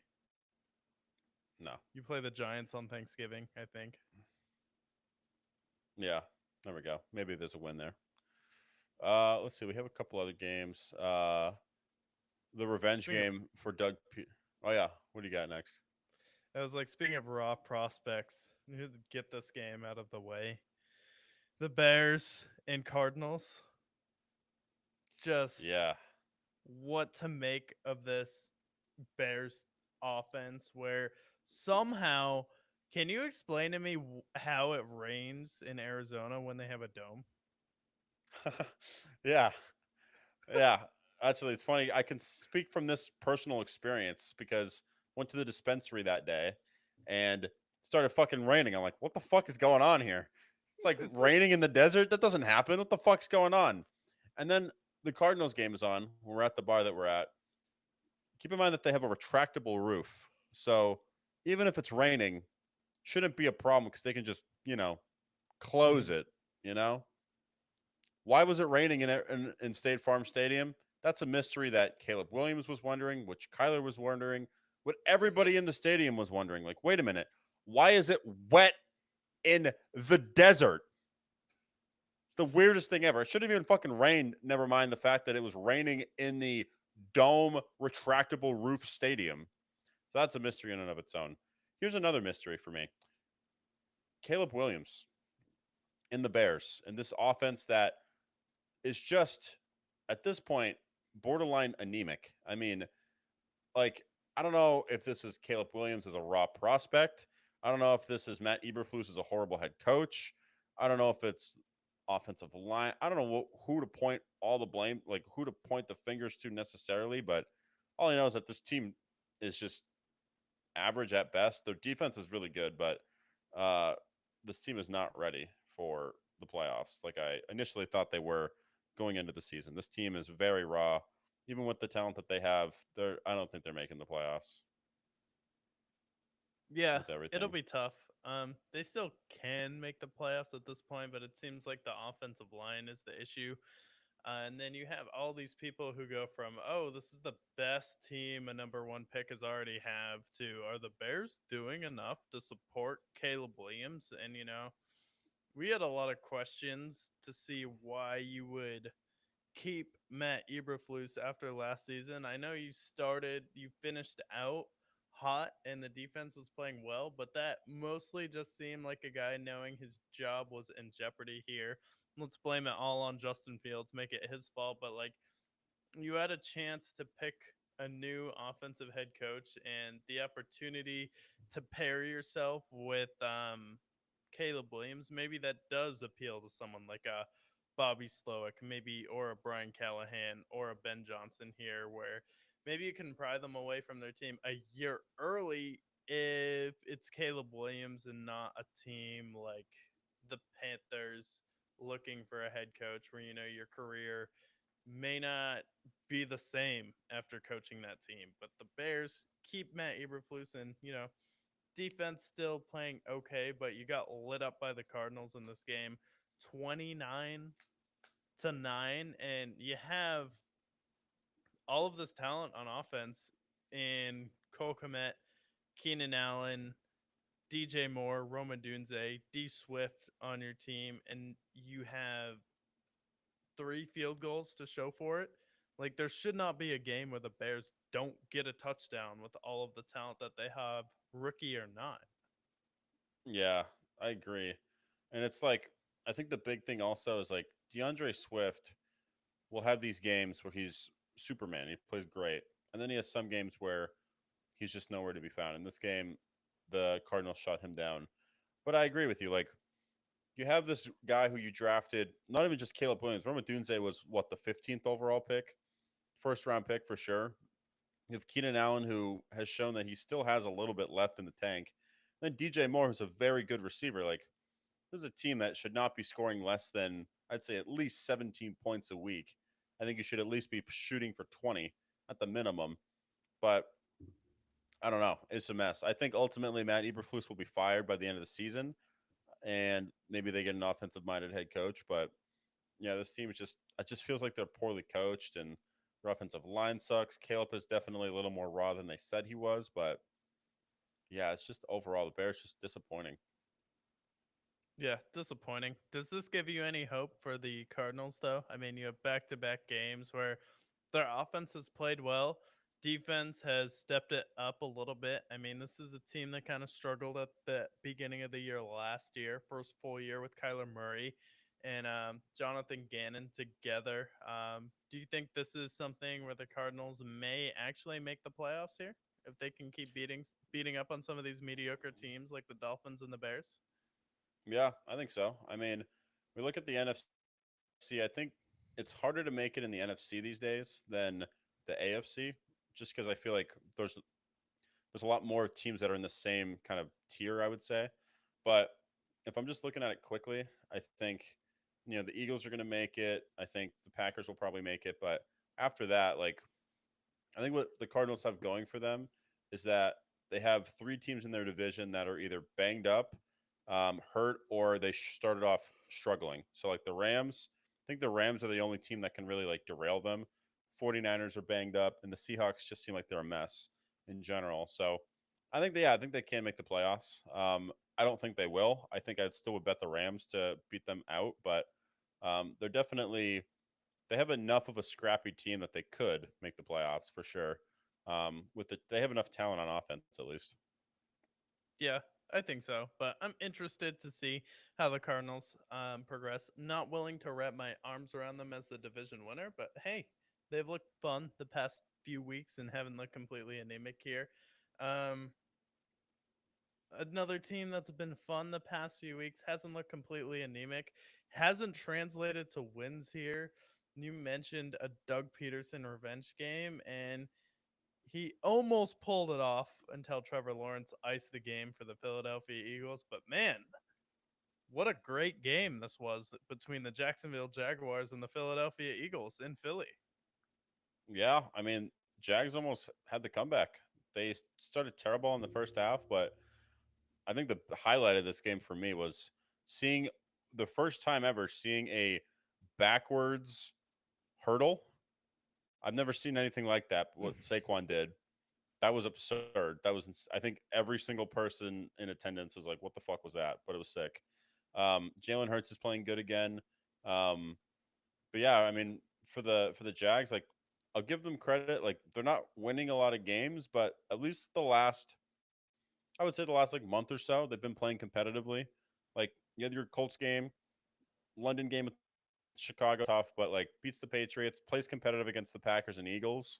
So they're not winning games, but at least I don't know, they're playing competitive football. Trevor Lawrence though, like did not play great in that game whatsoever. Two picks, no touchdowns. I think we can start to talk about the bus conversation with this guy because I think he's just kind of a fraud at this point. But yeah, good competitive game. I kind of wish the Jags pulled it out because that would have been a pretty heroic comeback. But yeah, how do you feel about the Jags after this game?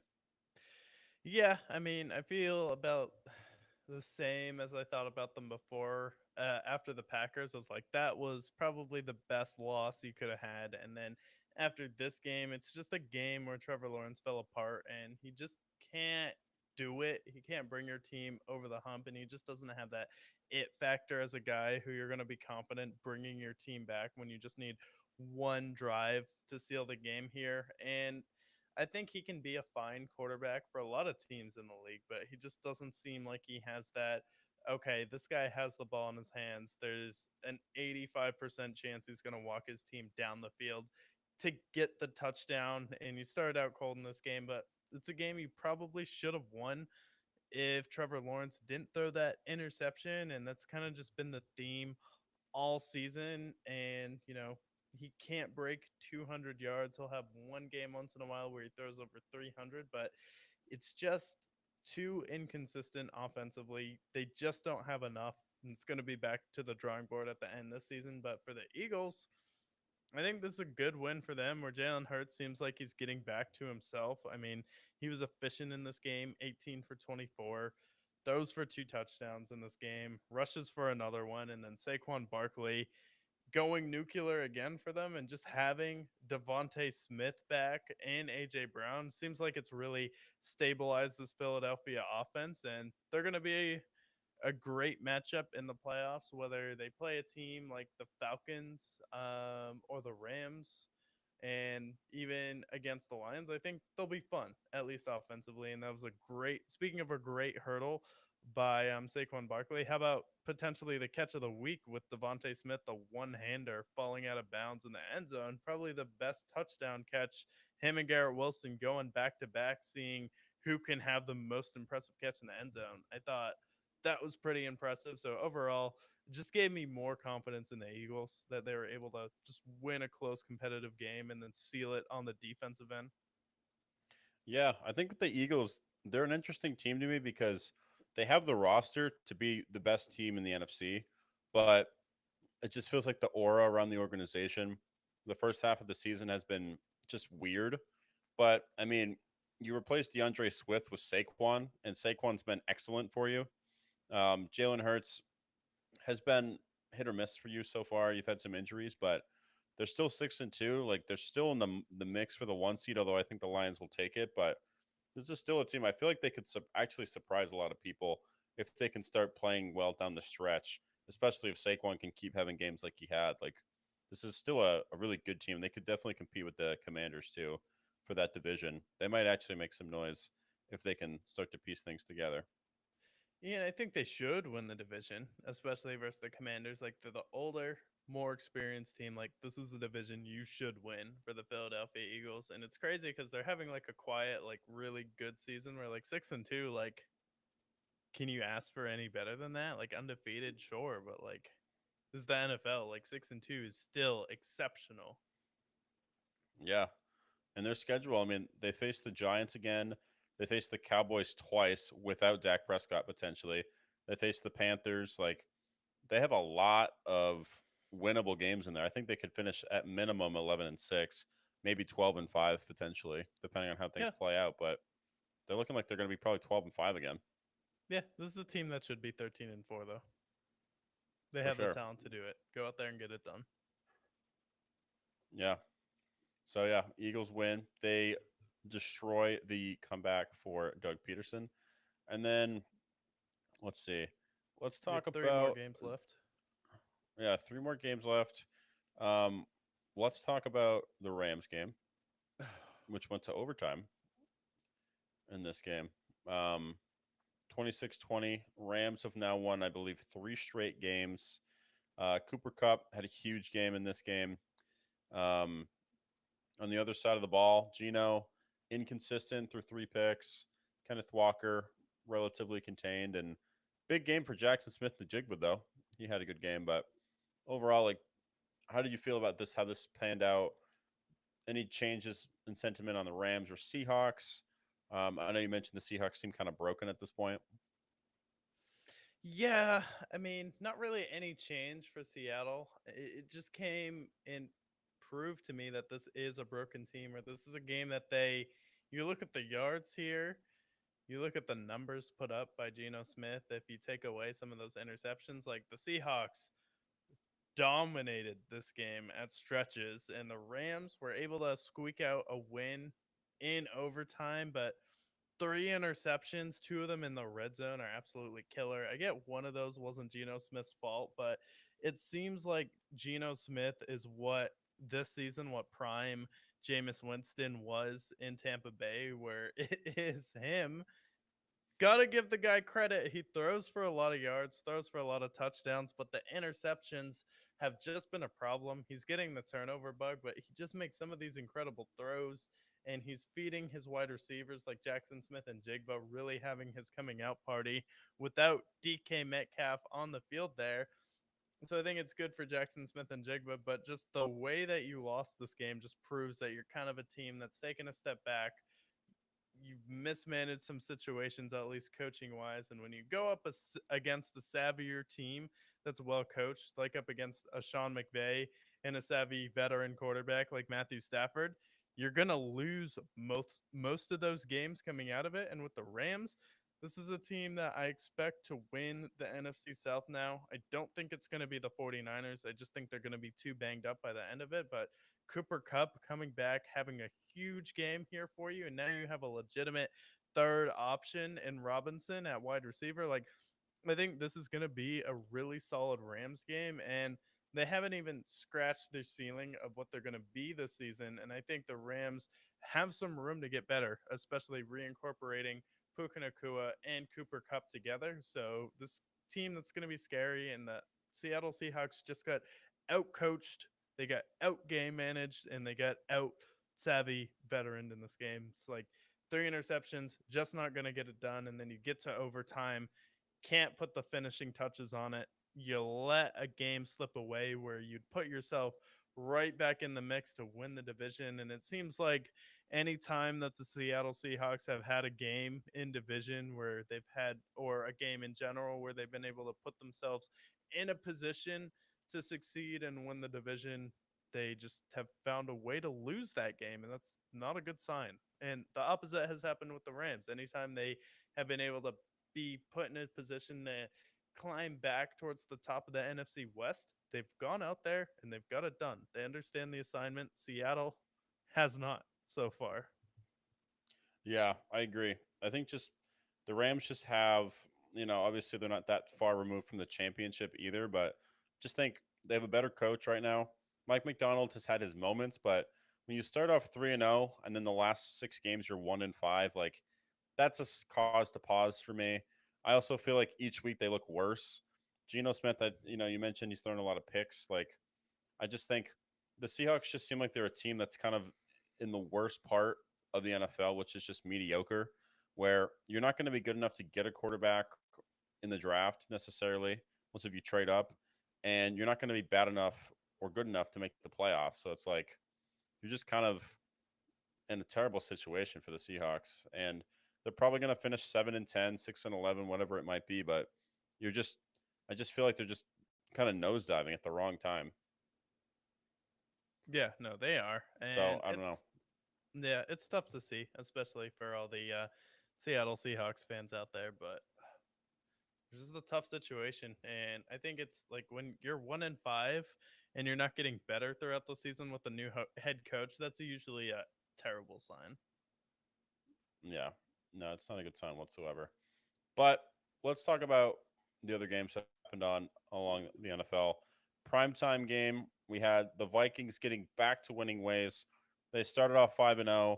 They lost the last 2 games, not necessarily in bad fashion, losing to the Rams and Lions respectively, but they go out and they struggle in the first half, but they come back, play some good football in the second half, and beat the Colts now without Anthony Richardson, Joe Flacco stepping in. Now, you and I, at least I was in support of benching Anthony Richardson. I felt like you bench him, give him some reps, let him play later. But a lot of people were critical of them benching Anthony Richardson and starting Joe Flacco. Then he goes out there and struggles a little bit. Does this change your sentiment on them benching Anthony Richardson um, because then they end up losing to the Vikings? Or is this kind of par for the course, better team, and the Vikings are? I mean, I don't think Anthony Richardson would have beat the Vikings, so no. Like, you have a tough game versus the Minnesota Vikings here, but keep in mind that Kevin Shane Steichen was saving Anthony Richardson from himself a little bit in this game where you're going up against a Brian Flores led defense that, you've played some really high flying, high powered offenses the past few weeks here in the Detroit Lions. And then you just have lost to teams that are better than you over the past few weeks. But this is still a really good Minnesota Vikings team. And you lost to a team that is better than you at pretty much every single level. Like, who do you want? Michael Pittman or Justin Jefferson at this point? I'll take Justin Jefferson. And then Jordan Addison, not having the best second year, but I would still take him over someone like Alec Pierce in this situation. And then it's just you go tit for tat with both those teams. The Vikings are just better. And Anthony Richardson needs time to develop. He needs time to grow. And with this season for the Indiana Indianapolis Colts, they're not going to get to the playoffs and make that much noise. So you might as well put Flacco out there because Anthony Richardson's completion percentage has been horrible. He's been a really good running back for you, but he's been bad at playing the quarterback position. And Flacco has given you some stability, and I think he'll win you games versus bad teams where Anthony Richardson may play you out of some games versus some of the lower competition in the NFL. But I just think overall, you just ran into a better opponent where honestly, the home team in this game was probably going to win it either way. And I don't really have a problem with him benching Anthony Richardson, especially after he get tired. He hasn't learned from his injuries in the past not to run the football, and he has a lot of work to do as a quarterback this year. He's someone who should sit at this point, and I think that's better for the Indianapolis Colts. Yeah, I think, and I agree. I think part of it is I don't think he's ready to play quarterback at the highest level. I also think part of it's his maturity level too. I just don't think he's mature enough to be the face of a franchise. He just kind of showed that in recent weeks. And again, he's also been one of the worst quarterbacks in the league this year. This Colts team's good enough to compete for the wild card. So I don't have any issues with them benching him for Joe Flacco, especially because when he steps in, that's when you see the Josh Downs in the world, the Michael Pittmans, and all the other guys really start to step up. The passing attack's just way more effective. So I don't have any issues with it. I can somewhat compare it to like a Justin Fields and Russell Wilson situation where, although I think Justin Fields has played better, I feel like Joe Flacco just adds that extra layer to your team, kind of like Russell Wilson. Like you lose a bit of mobility, but you also gain a passing attack, which when you have someone like Jonathan Taylor there, I feel like you'll be fine in most games. But Vikings are a better team. They're better defensively, and I feel like they just have more momentum in general. So Vikings get the win, and they get back to winning ways, which is important. Yeah, and no, it is important. And then I think the biggest thing you saw in this game was Sam Darnold make mistakes, but his teammates still rallied around him. He still made the big plays when it mattered in this game, and he had two interceptions. And we don't expect Sam Darnold to be perfect. We don't expect him to go out there and beat the best teams in the league, but we do expect him to go out there and you just need him to feed your talent here. And he went out there, he fed Justin Jefferson. He had 137 receiving yards. Didn't get the touchdown, but at least he's happy. And now, along with your defense, like this is still a Minnesota Vikings team that people need to put in context. They should not be anywhere near this good this year where we're expecting them to go out there and win games. A lot of people had them contending to be top drafters again this year, but credit to Brian Flores and Kevin O'Connell. You lost two games in a row. And then on Sunday Night Football, the game on the line seemed like it was teetering towards the Colts in this one. And you're able to go out there, get it done, end up picking off Flacco to seal the game. But Sam Darnold just having those turnovers, getting like a little bit of test to his confidence and coming right back out there, having three touchdowns in this, and showing frustration and emotion on the sideline, and his teammates really gravitating and rallying around him. I thought that was just a good sign for this Vikings team. And they may have another gear to go to. Who knows? Yeah, they might. I mean, they have a pretty easy schedule. They face the Jags and Titans coming up, so I think they're going to be in a good spot where at least, even if they are the wild card, they're still going to be facing maybe the Bucks or Falcons. So I think overall they should be in a good spot. Or actually, better yet, maybe they face a team like the Cardinals if they make and win that Cardinals division. or So Rams. And you could definitely beat a team like the Rams, and then you get up against a divisional opponent in the Lions the next round. You never know what can happen. It's the NFL. It works in mysterious ways. yeah, let's not forget Case Keenum making the NFC title game not too long ago. So anything's possible. But what is also possible is the inevitable, which is the Kansas City Chiefs. Last game of the week to recap. Um, Great game. One of the best games of the week. Um, let's see. Patrick Mahomes, 300 yards, three touchdowns. Kareem Hunt getting it done. Travis Isn't he Kelsey, everybody washed? else. Can you Yeah, argue Travis that Kelsey's Patrick one. Mahomes is a bottom 10 quarterback in the NFL this year? And then he's what, 12 of 12 on third down? You see that stat? Yup. On third down conversion, he was 12 for 12. Like, yeah, this guy's the worst quarterback in the league. Give me a fucking break. I actually had a bet with the guy who I was facing in fantasy because it was Baker versus Patty Mahomes. He's like, there's no way that Patrick Mahomes throws for any more than one touchdown. I'm like, you're betting on Patrick Mahomes versus Baker? Give me a break. I cashed. I won that bet, obviously, but yeah, I mean, I feel like this is a game where the Chiefs, Patrick Mahomes, the last 2 weeks has quietly had two great games. This game was a great game for him. And then there's, I feel like they're actually getting better each week. And now it's like, okay, now they're 8-0. And now Patrick Mahomes is playing good football. Now they have D Hop. Travis Kelsey is playing at full strength again. It's like, even though this team's 8-0, I feel like they're catching their stride now that they're entering the second half of the season. So now I'm just like, is this team going to go undefeated at this point? I don't think it'd be crazy if they did. I can look at their No, there's schedule and see what it looks it's like, easy. The but toughest game they have left is against the Steelers, I believe. they face But the only three. There's only four teams that are going to make the playoffs that they face. They face the Broncos twice, but I don't think they're going to make it. Steelers, Texans, Chargers, and Bills. Like those four teams, and I think they're better than all of them, obviously. But Steelers could give them trouble. Bills, Josh Allen, Patrick Mahomes, regular season, sure, and then the Chargers. But I think they beat the Chargers again. So those are like four teams that have a chance at beating them, unless if you have a team like but the Browns, right? If Jameis Winston performs magic, but I don't think it's gonna happen. They might go they undefeated. may they may do the funniest thing possible instead of going undefeated because I don't think the Chiefs need to at this point. And of course, the Kansas City Chiefs are hitting their stride at this point because we've been saying, they don't even care about the regular season. They have nothing to prove. But suddenly they're 8-0 magically, and the defense has carried them. And then turns out when you get a wide receiver on that team, Rasheed Rice is out. Your best wide receiver is Xavier Worthy and Juju Smith Schuster. Xavier Worthy had negative points in this game.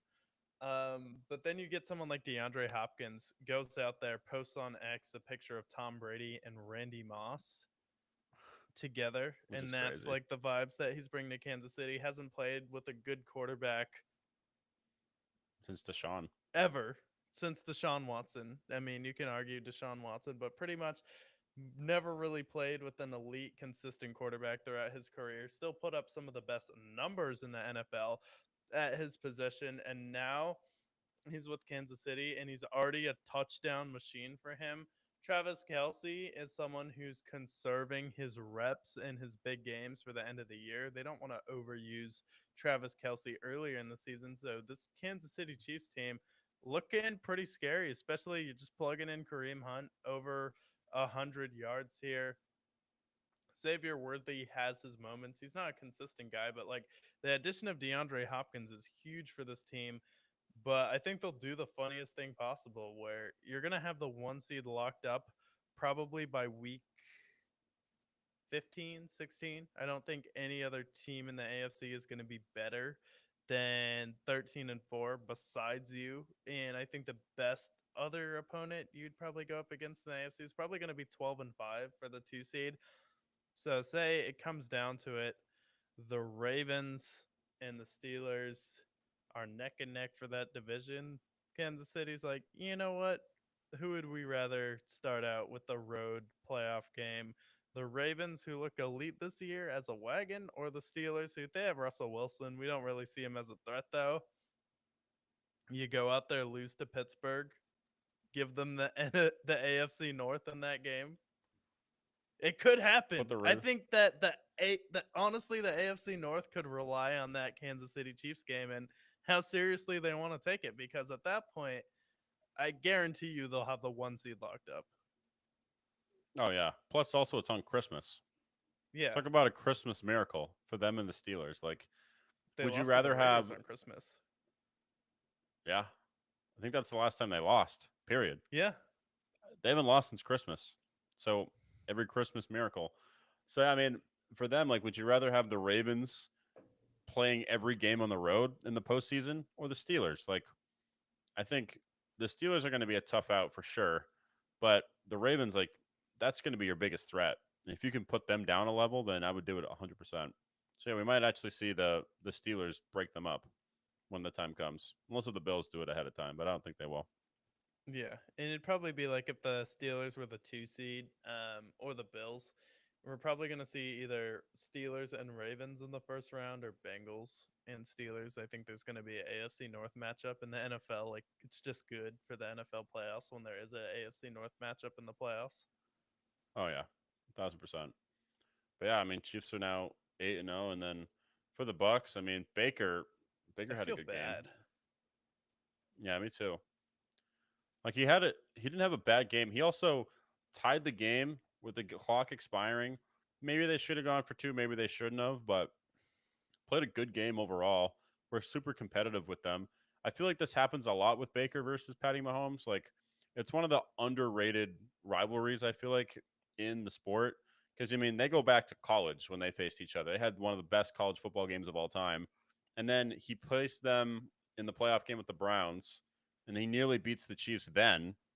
And then now this game, another example where he goes toe to toe with Mahomes, but doesn't get it done. But I feel like Mahomes and Baker Mayfield matchups are actually low key one of the better matchups that he has historically. Yeah, no. Yeah, Baker and Patrick Mahomes have been a great matchup. And then like Baker's playing having a great season this year. Tampa Bay looks better, but like they just keep running into better teams like the Falcons.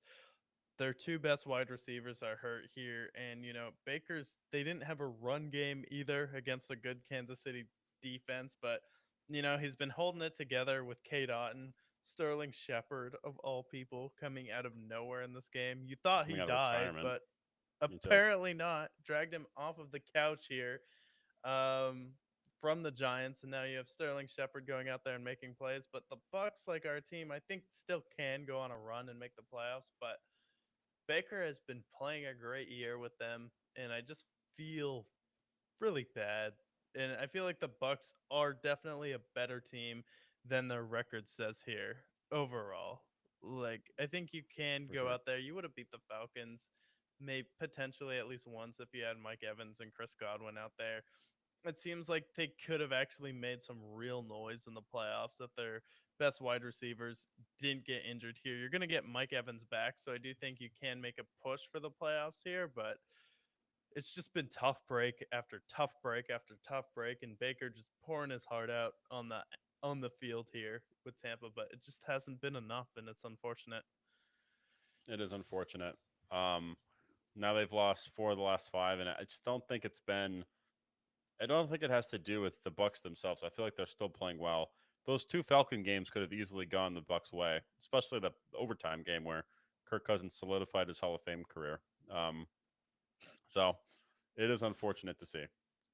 Now, we previewed all the games in week 9. While we're on the topic of discussing games, I think it's important we preview this Thursday matchup because tomorrow is the birthday for Mr. Jameson, Mr. Brick himself. He will be turning 26 and he will be celebrating at the Phoenix Suns Arena as they take care of the Miami Heat. So we will not be here tomorrow. However, Thursday, we have Bengals and Ravens in Baltimore on Prime on Thursday night. One of the best Thursday night matchups we've had circled on our calendar all year long. So we'll preview that before we dive into the most important segment of the show. Early sentiment says Baltimore is favored by a touchdown, -6, over under a 56 and a half, or I'm sorry, 52 and a half. Um, Early sentiment. Do you think the Bengals win this game and go back to 500, or do you think the Ravens are going to take care of business? I think the Ravens should take care of business, but I feel like Thursday night has kind of been my kryptonite every week for some reason, where we've just gotten the Thursday night matchup wrong, and it's been a tough one to pick. And every instinct I have, Thought press wise, logically says I should pick the Baltimore Ravens, but I just have a feeling that the Cincinnati Bengals are going to go out there and win. I know they're not a better team at this point, and it's going to be a tough divisional game versus the Baltimore Ravens, but you were close last time. You went toe to toe with them. Your offense came alive, and I think if you take that momentum into this game, you can go out there, play the Baltimore Ravens, where Zay Flowers has been a little bit banged up, so maybe he's not going to be as dominant as he was in the previous game. Maybe you don't have the same type of game for Mark Andrews on a Thursday night, especially massaging that Achilles here. But overall, I just think it's a game the Bengals have to have. They know it. The Ravens, I just think they're going to get caught off guard, kind of maybe underestimate the Bengals, but I just have that feeling that the Bengals are going to win the game. I don't know why, even though I know the Ravens should win it. I know they're the better team in this situation. Yeah, I just think the Ravens are a wagon at this point, and the Bengals, they haven't given me enough reasons to support them. With they lost to the Patriots.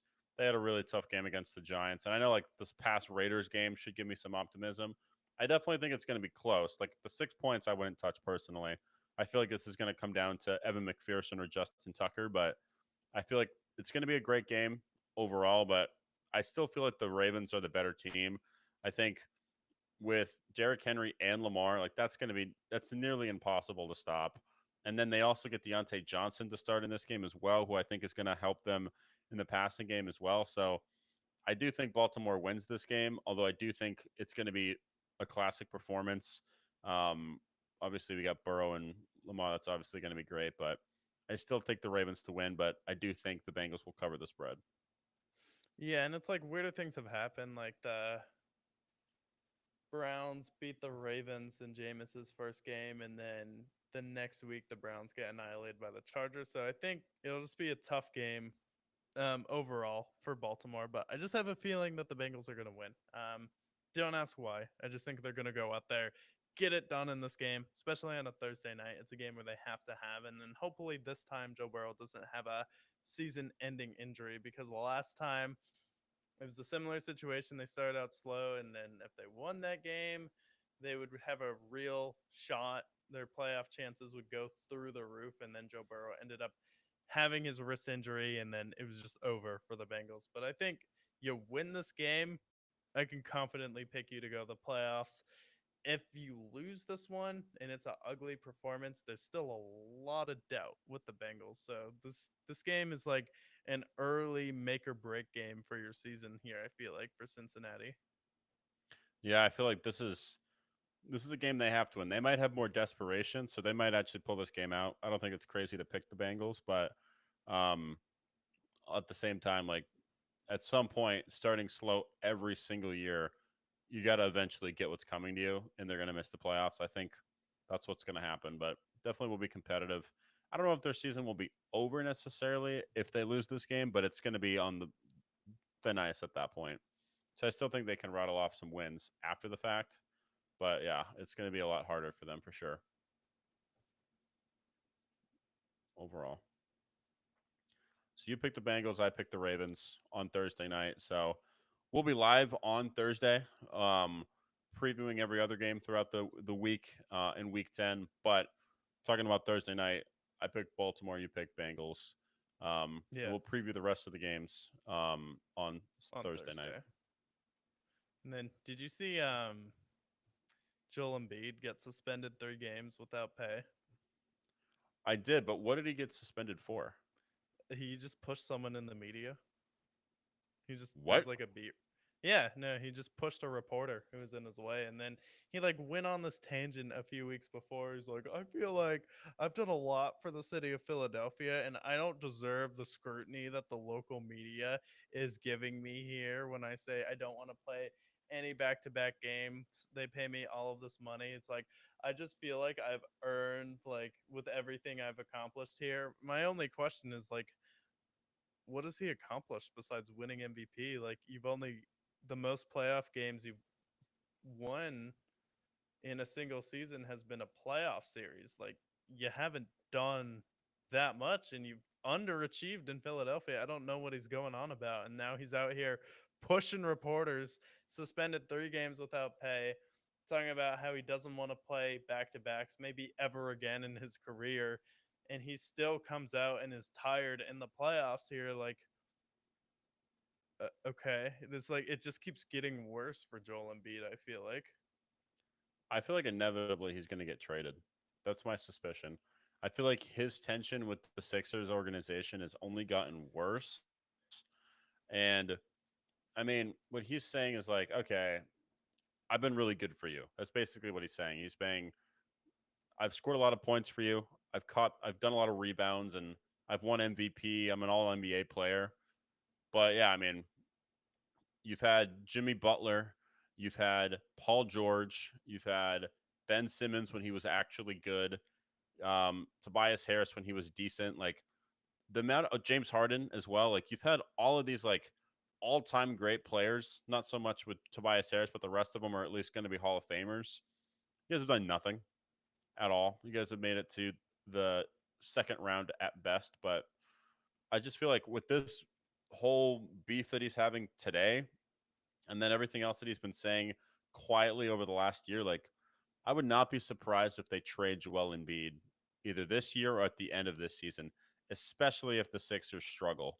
I can see a team like maybe it's a team like Minnesota that goes for him. Maybe New York wants to go all in and trade for Joel Embiid, or I see him going somewhere like a New York, a Minnesota. Hell, maybe Dallas wants to join forces with him, Golden State. But I think he's going to leave the Sixers this year. That's my suspicion, especially after the suspension. Yeah, Dallas would be dumb to do it, especially if you want to make the finals and Embiid gets tired after the first round. Like that would be tough, but yeah, more tension for him, and then also tension with Giannis too.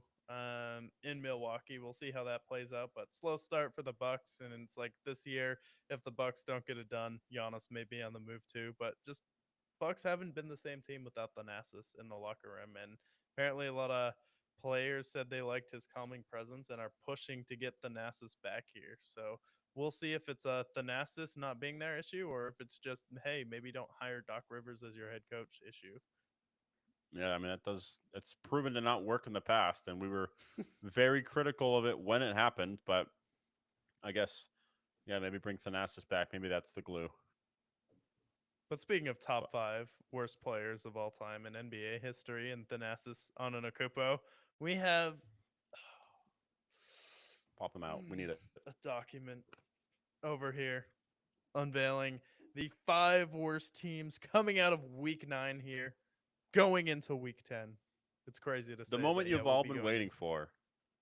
The moment when you've all been waiting for. We are only 3 hours removed from me being 26 years young. This is the birthday worst top five, the best of the top fives you could possibly ask for. Worst top five according to the Brickyard. The reason why you are on the internet, the reason why you have a smartphone, everything which else. Before we get into the worst top five, let's talk about the teams who are not included on this list for one reason or another. The Jets. You beat the Texans. You're 3-6. Don't worry, you still suck, but at least for the time being, you can rest ashore, have your cannoli, have your pastrami sandwiches in New Jersey. Rest ashore, the Jets will not be on the worst top five this list. The Jaguars. First half, definitely the worst top teams, but you almost came back and beat the Eagles, so you were not included on this week. 2 weeks in a row that you played decently enough to not be on this list. Titans will also not be on this list because they got a win. And then the last but not least team that will not be on this list, a team that you see on this list an awful lot, but the Carolina Panthers. Not only do you beat the New Orleans Saints, but you also finesse the Cowboys in the worst trade deadline trade of the year. So not only did the Panthers win actual football games this week, they also won off the field as well. So these teams are not a part of infertility and worst of the worst. So they are safe. Starting at number Not five, part the of the Patriots. How about the Patriots at number five? You're a team that is relying solely on your raw quarterback prospect, Drake May. He was your number one rusher, number one passer, of course, and almost nearly killed the man this last week. He's getting killed by his offensive line, by his lack of weapons. And what has this team done to save him? They've thrown him to the Wolves. And not only that, They make no moves at the deadline to make him better. Instead, they're like, actually, let's make our defense worse. Let's get rid of Josh Uche. Let's make it even harder and make him add more pressure to this guy. No, we're not going to go out and trade for a wide receiver like a Jonathan Mingo, like the Cowboys can make, but instead, making no moves, going nowhere slowly, and Jerron Mayo will most likely be fired. Number 4, I have the Chicago Bears. What the fuck is going on with Chicago? When they drafted Caleb Williams, there was so much optimism. Like, oh my God, finally, we're going to have a 4,000-yard passer because they're the only team in NFL history who has yet to have that. But instead, we could just be looking at a long line of bad quarterbacks that include the list of Mitch Trubisky, Rex Grossman, Sid Luckman. Is this going to continue down the line? The Jay Cutlers of the world? We don't know. All we know is that they can't score any points. They scored 9 points against the lowly Cardinals. Give me a break. This Bears team is now on the verge of being very disappointing the rest of the season. Number 3, I have the Giants. The Giants are going to be pinned to this list as long as Daniel Jones is their quarterback. When he plays his best game, when he throws for over 200 yards and he throws for multiple touchdowns and no interceptions, they still suck.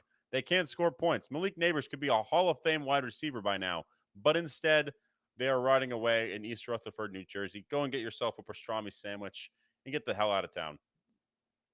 Number 2, a team that is now officially the worst team in the South. Worse than the Panthers, surprisingly. Worse than the Jaguars. I'm talking about the New Orleans Saints. The New Orleans Saints have the most consecutive losses in the entire season. 7 straight losses after starting 2-0. Not just starting 2-0, starting off as David and Goliath in week 1 and 2. And they have since sunken down to below dirt, below sea level, below whatever we want to call it. Been absolutely pathetic. No more target mom at head coach either. Dennis Allen is out the door. He is now applying for Whole Foods, hoping to find a job soon so he can pay for childcare and everything else. Derek Carr also becomes the losingest head coach, losing his quarterback, losing to 31 teams.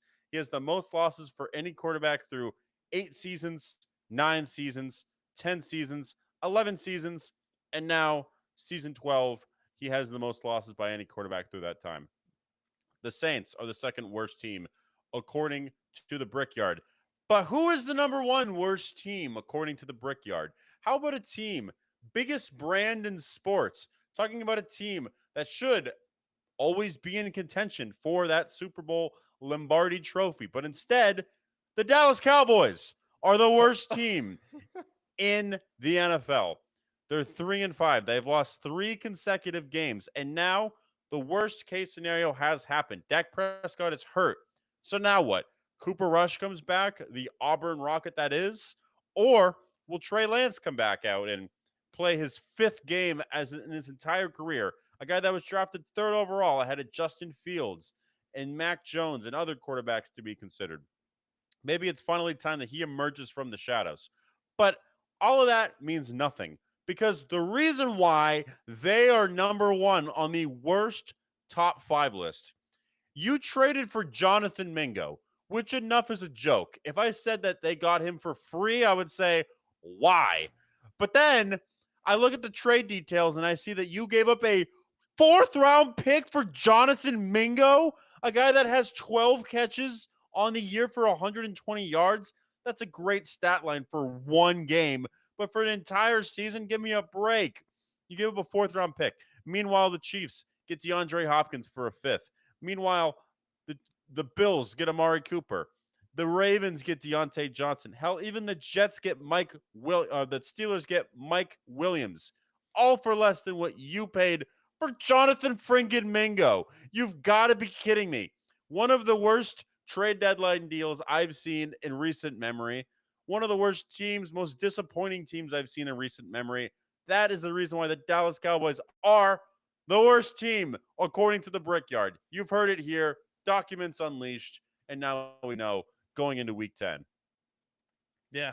South is terrible. I mean, you have, the Saints there, New Orleans, Dallas, not too far away. Not looking great for a lot of these teams, but sometimes it's motivation to get off of this list. Let's see what the Saints do without Dennis Allen. Maybe they have some of that post head coach firing magic at the end of the season this year. But yeah, another incredible worst top 5 according to the Brickyard.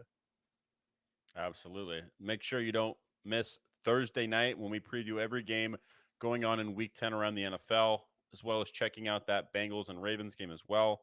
Most important message of all before we conclude the show: stay brick. Stay brick.